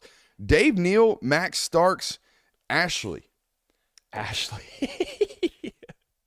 I mean, I think Ashley. He's would too rather afraid be to an Ashley. pronounce the last name. I don't know the last name. I don't know any of those individuals. Yeah, that's why. I mean, I wrote the how to watch up to this morning, and I was just kind of like, yeah, I didn't recognize those people. That's why when I say Shah Ahmadi. Ah. Shah Ahmadi. Ashley Shah Ahmadi. she is a UGA grad. Okay. hell yeah, actually. Her Twitter banner is her with Uga. Hell yeah. So we got a UGA grad on the sideline, and I don't know who Dave Neal and Max Starks are. I'm assuming Max Starks played Let's give relatively him a Google. high football. Give him a Google. For every time someone says, Brooks, I sure would love for you to get on a play-by-play call. It ain't never happening, Bubba. It ain't never happening because of stuff like this. If it's this guy, sign me up. His name is Maximilian Weisner Starks IV. Hell yeah. He's a former Dude, he's professional the football fourth. player who was an offensive tackle for 10 seasons, Mm-hmm. mostly played for the Pittsburgh Steelers and played at Florida. Yep. Sounds like the bio to get hired to do that. Like someone asked me about, it's like, buddy, the next time, the moment Sam Hartman gets cut from the Washington Commanders, he's lined up for a play-by-play job. They just hire these guys that once were a name that, people can Google and find a response from. Not some Division II slapdick center that lost a bunch of football games that gives good opinions. People don't care about that. So, yes, I'm salty. The man is against us. Yes, I'm salty. I'm completely salty about it because I'll never, ever be able to get on it. And I know I would absolutely crush. Never say never. I can't even get on Georgia high school football calls. It's a good old boy network, and I can't crack through it. I've tried for 5 years now. Can't get on them. And I've even tried the guerrilla marketing tactics of like, hey, everyone listening to this right now, go tag GPB Sports and tell them you want Brooks Austin on a call. See what happens. It ain't going to do nothing. So, yeah, I'm upset about it, and I've given up the path to ever try to do it. So, sad, Brooks. I was just gonna let the dead air kind of consume that one because And like people are doing the like, what about Twitch thing? There's licensing agreements on all this. You can't just show up and start your own call on a college football game. That's not going to happen. You're going to get shut down with lawsuits quicker than you can hiccup. is that an authentic hiccup or is that just you ad-libbing? You'll never know. Well, if you don't hiccup again, I'm gonna, You'll never know. Well played, sir. I got to drink some water upside down. How important is this football game from a depth purpose? I think it's crucial at this point. We talked about it going in. Like, you kind of come into the season circling games like, okay, we'll probably get some twos the reps in this game. Surely we'll be able to put the twos in against Kentucky at some point because they just got their brains bashed in by South Carolina. Surely this Mississippi State team that has won one game up to that point will be able to get some twos in there. That's a 10-point game in the fourth quarter. Surely Auburn, who loves turning the ball over, we'll be able to get the twos in at some point. Like, you haven't been able to do that in any of these opportunities. The last time your twos got reps was in week 2 against Tennessee Tech. Like, a lot of these guys have been riding the bench, and you're at a point in the season now where injuries happen. We know that's a part of football. So you're going to have to look to some people in the twos where you're in the twos, and there's not a lot of guys that have gotten game experience. So it's massive this week. Like, this game has to be over within the midway through the second quarter, and you're warming up the second and third string by halftime. Yeah, there's an obvious reason why they're so far behind on snap counts for their backups and young football players. Kirby said yesterday anywhere from 100 to 200 snaps behind pace from the backups being able to play last year in comparisons to last year, and there's no reason why. I'm going to read you some game results. 48-7, 45-3, 49-21, 51-13, 52-17. They handled business 5 times last year and got those backups in all 5 of those games. So far this year, the backups have only played in really like midway through the fourth quarter of Clemson and Tennessee Tech. So, yeah, they're really, really far behind on where they're at with regards to snap counts. not only is it big for that, it's also a big week to get healthy. Like, Yeah. the guys that don't need to play, don't play them. Let them get kind of rest up for this Georgia Tech game. Because what? Nothing. I thought you were- I literally can't address that one. That's Oh, I why thought rolled my I thought you eyes. were rolling your eyes at me. Like, No, I can't talking- address one of the things in the comments because it's like, no, that guy's not going to help me. I'll read it later. But no, it's also a big deal because I don't think people have talked about this. You're going to have a rest disadvantage against Georgia Tech. Georgia Tech's playing Thursday of this week. Now, I get it. That's, it's Tech. Ooh, very scary. They're going to have 2-3 more days rest than you will coming into that game. So it's whoop-de-doo, Basil. See, I'm telling you, but you would like the guys that are going to play likely through the first half and 4 quarters. God forbid 4 quarters of that game to be as rested as possible. Get them off the field early. Like, you want Carson Beck to have his day over and say, all right, Carson, we can run 32 belly or power. I know they don't run belly probably, but we can start handing the ball off midway through the second quarter because this game's in hand. You don't need him taking meaningful snaps in the fourth quarter of this game. Hell no. I don't think he will. Hopefully, no way. better not. I mean, I think this is a football game where the gunner gets in, throws 10 passes over 2 drives, and then they're up 42-0 at the start of the fourth quarter. Jaden Rashada gets in there and hands the ball off. It's got written all over Running it. clock. you think they get to 3 deep, huh? They have before in years past. Yeah, they have, but they Yeah. usually don't. That's what I was like. I hope that's the case for Georgia's depth purposes. I hope that they handle business. They have the opportunity to handle business in the first half of this football game to that extent. Other than Florida State last year, did they go to 3 deep at all? I feel like we did see Gunner one time last year. Mm-hmm. I feel like there was Prior a to time. Florida State. Yeah, I know. I feel mean, like I there know was he a- took over in Florida State pretty much. I feel like but there was a time where he was in there handing the ball off after Brock played. We can check the game logs. I'll give you a take right now. Take it. This will be the most watched and scouted game for Georgia by far all year long. More From scouting a national scouted. from a national scouting department standpoint. Okay. This football game will be requested and watched in war rooms more than any football game Georgia plays all year long. You can stamp that right now. And here's how I know this. When Georgia plays SEC opponents, I've never seen, and this started when the portal opened, but people would send scouts down there to look at like, hey, how are they lining up today? Who's healthy? What's going on? Who's going to start for them today? What's going on with the backup left guard? Is that guy playing? Who's healthy? All that good stuff.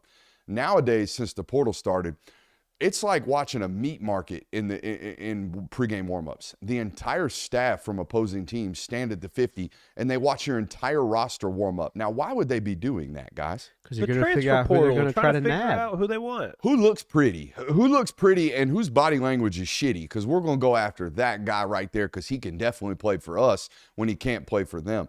This football game will be watched ad nauseum by scouting departments all across the world. Checks out. I mean, there's not going to be another opportunity where guys that are probably not going to touch the field but still have extreme talent are going to be playing. So, To recall back, Gunnar Stockton played in Tennessee against Tennessee Martin, Ball State, and against UAB last year. okay, checks out. Top 5 young players I want to see. Oh, It's a little different than yesterday. Yesterday was top 5 things I want to see. Today, top 5 young players I want to see. Outside looking in, little OLI. The combination, the trilogy of Jordan Thomas, Nnamdi Agboko, and Nazir Johnson. I want to see one of those 3 guys flash. Doesn't have to be all 3. I want to see one of those 3 guys flash. The young defensive tackle class that they signed last year. Obviously, JJA banged up, out for the rest of the year with a foot surgery. But I want to see these 3 young interior defensive linemen. I want to see them get some burn. Number 5, Dwight Phillips Jr., a.k.a. Peanut. Let me see some Peanut get some ball and get some touches on Saturday, some explosive touches on Saturday. Number 4, Jaden Riddell. I don't know if there's a prettier looking guy who's been sitting on the bench all year long. Jaden Riddell is swole. He looks like a super senior. He is swole. Super senior. The idea that Jaden Riddell is listed at like 6'5", 240 pounds, and Lawson Lucky is listed at 6'4", 240 pounds, and that those 2 human beings, I'm told, weigh the same. No way. They look like they play 2 different sports, the differences in size between those 2 human beings. I'm excited to see if Jaden Riddell can get on the football field. I think he's got 1 catch on the year already against Tennessee Tech. I want to see him get out there and get some action this weekend. Number 3, Ja Jackson. Ooh, sneaky one. Big boy. I want to see the mountain. I want to see 6'9", 370 pounds, however big he is. And I want to see him actually get out there and get some burn. I was shocked to see him get thrown onto the field against Clemson out there in that blowout football game. Number 2. He's on the PAT team, is he not? He is. He is on the PAT team. Number 2, Ellis Robinson. I want to see it. I want to see it. Number 1, I don't think anybody in the chat's going to guess number 1. And I'll let it linger. I'll give you an opportunity to do so. Is it Daniel Calhoun? It is not. Really? Daniel Calhoun was on yesterday's list. Huh. One Sir Samuel Mpimba. I want to see some Sam Mpimba this weekend. I want to see him flash. I want to see him get out there. I want to see him get after the quarterback. I want to see what he's developed over the last 2 years. That's a good one. No Quentin Johnston love? No. Do you, and I know. Quintavious, by the way. Quintavious. And I know that he's technically already seen meaningful burn, but do you kind of put Jacoby White on this list where it's a kind of, hey, let's actually let him really see what this kid can do? Let him cook. Yeah, I do want to see it. Okay. I want to see him get loose. I know he got meaningful snaps in Tennessee and Florida due to the injuries and everything, but I want to see one of these running backs. I think that this could be a game where you could see Nate Frazier break a big one. big one. I want to see it. I would love to see that. Just it's been so long. What's the longest rush from scrimmage this year for Georgia? Probably Nate Frazier's 40 yards something against Clemson. No, ETN had a big one against ETN Kentucky. had a big one. Bless you. Bless you. You put that on Cam, fam? Yeah, I did. That's rude. ETN had a big one against Kentucky. I can't remember how far that went though. Either way. The fact that we don't remember though. Yeah, that's what it says. I want to say it was Nate Frazier's against Clemson. And I mean, week 1, big whoop, need to do it again. So as far as mapping that goes, what's the best and worst case scenario you would say for this game? Oh, best case scenario, you handle business, get all the backups in. Worst case scenario, you get 3 offensive possessions in the first half. Yeah.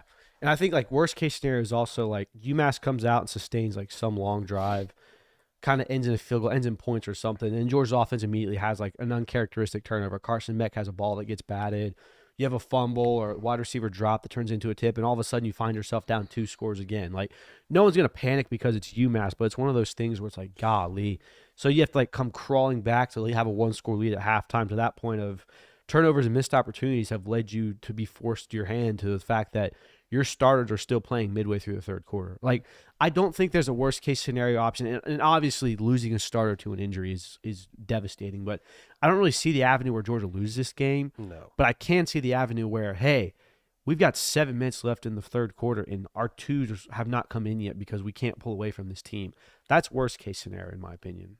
Yeah, the worst case scenario for me was the offense is turning the football over, it's stagnant, and it wouldn't be stagnant because UMass is making plays. It would be because wide receivers are dropping the ball, you can't block, you're not running the ball efficiently. It'd be things like that, and things just kind of look sloppy. Like it feels like you just completely reverted to back how you were there during a point in time in the season. That'd be worst case scenario for me. Research got us the answer. The longest rush from scrimmage this year is Anthony Evans on an end around. Oh, that's right. I forgot about that. That was That's bad. That was like hey, we need to give that kid more burn. That's not good. No, it's not. What's the second longest I wanted to research? Rock. ETN. So. Who does Georgia want to lose this weekend? Everyone. And don't tell me everyone in front of them. I was going to say everyone that keeps you from winning the SEC or going to the SEC championship. Whoever has to win or lose for you to make the SEC championship, I don't want it. Yeah. I think we've kind of established right now that the committee's been so wishy-washy on, hey, I mean, people have straight up asked them, are teams going to be punished for losing their conference championship? And the committee is not giving you a hard, no, that's not going to happen. If, we're going to watch the games, we're going to take into account making the championship, we're going to hold them in regard. You're going to get punished if you lose your conference championship. So don't go to the conference championship. So anyone that would keep Georgia from not being in the conference championship is who I want to win this week. And I think that would mean Alabama winning, Texas winning, and A&M winning. You need A&M, Texas, and Alabama to win. You need Alabama to win out, and you need either A&M or Texas to win out because they'll play each other at the end of the season. So you're big Texas and Alabama fans, despite the fact that you probably utterly hate them as a Georgia fan. But you want Notre Dame to lose. I mean, I don't know who you want to lose the Ohio State game. I guess you would just either one benefits you because either way you're going to move up a spot, you would think. I would say you want Ohio State to lose that game. One, because successful hate watch. Georgia fans and Ohio State fans don't really get along. Two, Ohio State would fall a lot further with their second loss than Indiana would by this hypothetical close loss that they have to Ohio State on the road, I think. I think there's still an avenue where Indiana loses and they don't drop behind Georgia because it's, hey, they looked really good in this game. So You're kind of hoping that Ole Miss drops another game, they get out of it. that'd be cool. Tennessee. And you move up. You want everyone behind you in the SEC to lose and everyone ahead of you except Alabama and Texas. So there's no one else ahead of you other than Ole Miss. Lane Kiffin was out here talking wild today. Lane Kiffin's always talking wild, but when he gives wild? when he gives I think he compliments, was right today. he was. Yes. He so for those that don't know, they do a Wednesday teleconference every single week over Zoom with all the SEC coaches. And Lane Kiffin started telling a story during his time slot on the call of one of these rival coaches in another conference was saying that he thinks that the conference that he plays in is the best in the country. And Lane had an interesting challenge for this coach, and I'll read you the full quote that he says. He says, well, I said it earlier, when people want to talk about other conferences or playoffs or coaches make a statement about their conferences, conference bias, it's very different going on the road in this conference, the SEC. Joking, I sent a text and said to one of the other coaches, he made a statement about their conference being the best in college football, and I said, try going to 100 Sanford Drive, home of the Georgia Bulldogs, and see if you still say that. He's right. I mean, he got a 35-point dubbing in Sanford, and then The backup quarterback was taking snaps against his team last year. against his top 10 team. And this year at home, they lost or they won. Georgia hasn't lost at home since 5 years ago. They're on Since your boy got married. They're on the precipice of winning their 30th straight home game, which is one game away from tying the all-time SEC record, by the way. Yeah, I don't know how much more I could do the strength of schedule discussions. And I thought I laid it out perfectly Sunday, except I left one thing out. Line up 10 guys. All 10 of my guys that I got to fight are 6'4", 250 pounds. 3 or 4 of them are world-class fighters. Your lineup over there in the Big Ten looks like, 2 or 3 of those guys, really big, really strong, really physical, really great fighters. And then the rest of them are 5'9", 185-pound dudes who don't study judo. And then we look at both of these guys that go through these, rankings of fightings or these 10 fights. And guy A, who fought the real good bunch of dudes, comes out with a couple black eyes, and we're like, damn, that guy can't fight. And then we look over here, with that team that just has to get past 2 big dudes is like, oh, man, that's a good fighter. That's not how this works. It's not how this should work, not in my opinion. I'm just trying to save you because there's no striking in judo. But yeah, but 5'10", 195-pound guy, we said it's a fight. oh, yeah, He he's said not. it was a boxing match, so it was a fight. Yeah, you're getting tossed in a judo match if that's the case. But if the fighter had studied judo, he's going to be a better fighter than the guy who hadn't studied judo. What's the point? Likely, yes. Vandy studies the hell out of judo. Not a better striker, though. This guy. Good point. Thank you. You wanted Muay Thai? Hey, that's better. Which mixed martial arts did you want? The one that uses striking. Brooks never heard of Mighty Mouse. John didn't listen to last night's show. There was a Mighty Mouse reference. Shout out Demetrius Johnson. Shout out. Y'all got nostalgic tape for me? We do have a nostalgia Oh, tape let me get for that you. pulled up. Hold on. Don't go ninja kicking when you're Judy chopping. Boom, there goes your leg. That's the first YouTube video I ever watched as a kid. That's an awesome one. Dude, redneck, what was You it? might think it's your regular old Copenhagen candy. Nope, you be wrong. Judy Star. Ninja Star. Ninja Star. Don't go ninja nobody who don't need ninja. Don't go ninja chopping when you're Judy kicking, because boom, there goes your leg. That was the first video I showed my dad and remember him genuinely laughing. When you as a kid you You actually get pops to chuckle. Yeah, when you show your dad I stuff as don't. a kid and he's like, "Oh wow, that's great, good job, bud."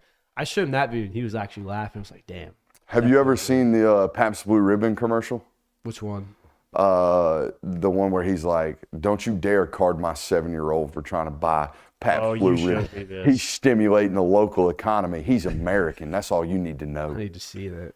I might have seen Pabst Blue it, Ribbon but- tastes like George Washington going down your throat to fight the redcoats. Oh, man, wide receiver, huh? Huh, okay. Let's watch a little tape. You did not hit play. I know, I realize that now. Let's watch a little tape. Oh, he's big, tall, long. Oh, I know. That's Pierce Sperling. Nope. No, sir. What? Not Pierce Sperling. Okay, I'm wrong here. Oh, dude. Is he a tight end? Yes. Ooh. Hold on. He's recognizing. He's gathering data. This is a non-high school in the state of Georgia. He's from out of state? No, he's from Next Georgia. from Georgia. This is from Georgia? Mm-hmm. That's not Rylan Godey, is it? It is Rylan Godey, friend of the show. The Kennesaw Mountain is what was my first guess. Yeah. But I couldn't recognize like that. I thought this might be North Cobb. I think I couldn't figure out the opponent. I think that school right there is gosh, it's right there near Athens. That's Oh, no. Oglethorpe, I No. think. That's not Oglethorpe. This is that's Smile Mondon. Right there. Oh, This is Paulding County. Ah, okay. the Patriots is what made Smile, me think it yeah, was Smile Oglethorpe. did not go to Oglethorpe. No. No How one, about that? That's no one Smile played Mondon D1 right there. football goes to Oglethorpe. No. Hey, my former baseball coach, the head coach there. You better take it easy. Smile, that's a shitty zone drop right there, Ford. We got to be better. We got to be better than Now that you're zone watching drop right nostalgic there, tape. man. Dude, a double nostalgic tape? Double nostalgic tape. I'll give you credit, Smile. You did let everybody know there was a deep crosser coming over your backside. He opened up to the three. He did. Come on, Rylan. Uproot this 7. Oh, inside been released? What? Awesome. Oh, come on. He a dog. Man, you already flexed. Oh, Come this- on. This is against Cherokee. Oh, yeah, no vertical speed. Papa- No top end right there. Papa None. Kurt's. None. Papa Moss. Kurt's school. Oh, come on. The Warriors. They Bro was out here rocking the 10, too. Ooh, boy. Smile Mondon again. Oh, yeah. Top him. Oh, send this one to him. You're going to play in the league, but I mossed your ass back in 2018. This is blocking? Oh, hell yeah, is it blocking? We're going to get two. We're going to get two blocked to the echo. Oh, yeah, man. Oh, yeah, man. You know what? I got a premonition about this football player. This football player going to be a good reservation player for the University of Georgia, transfer to Mississippi State, then transfer to Tech. Ooh. That's what's going to happen right here. Dang. I got a vibe. Send that to hot takes. Friend of the show, man. Cherokee used to. What happened to Cherokee? You know what was funny? We were very worried that you were going to look at this and be like, who the hell is this? And start like shitting on We thought what you'd is be this like- camera angle? Bro, he was out here dubbing up Paulding County. God. Should have been the first play on the highlight tape. Godey, he might have been a 5-star. That game alone probably got him an offer from Georgia. No kidding. I ain't never been so hype on a damn high school nostalgic tape as we are right now, man. This is fun. This might be my favorite. Bro, the whole tape's against Paulding County. Smile. What are you doing? That's a 5-star. Come on, man. I should have been. You know what? This is what we're going to do from now on. We're going to find your best player in the region when you commit to the University of Georgia. We're going to go watch that sumbitch's highlight tape. That's what we're going to do. We're going to find the negative tape. That's what we're going to do.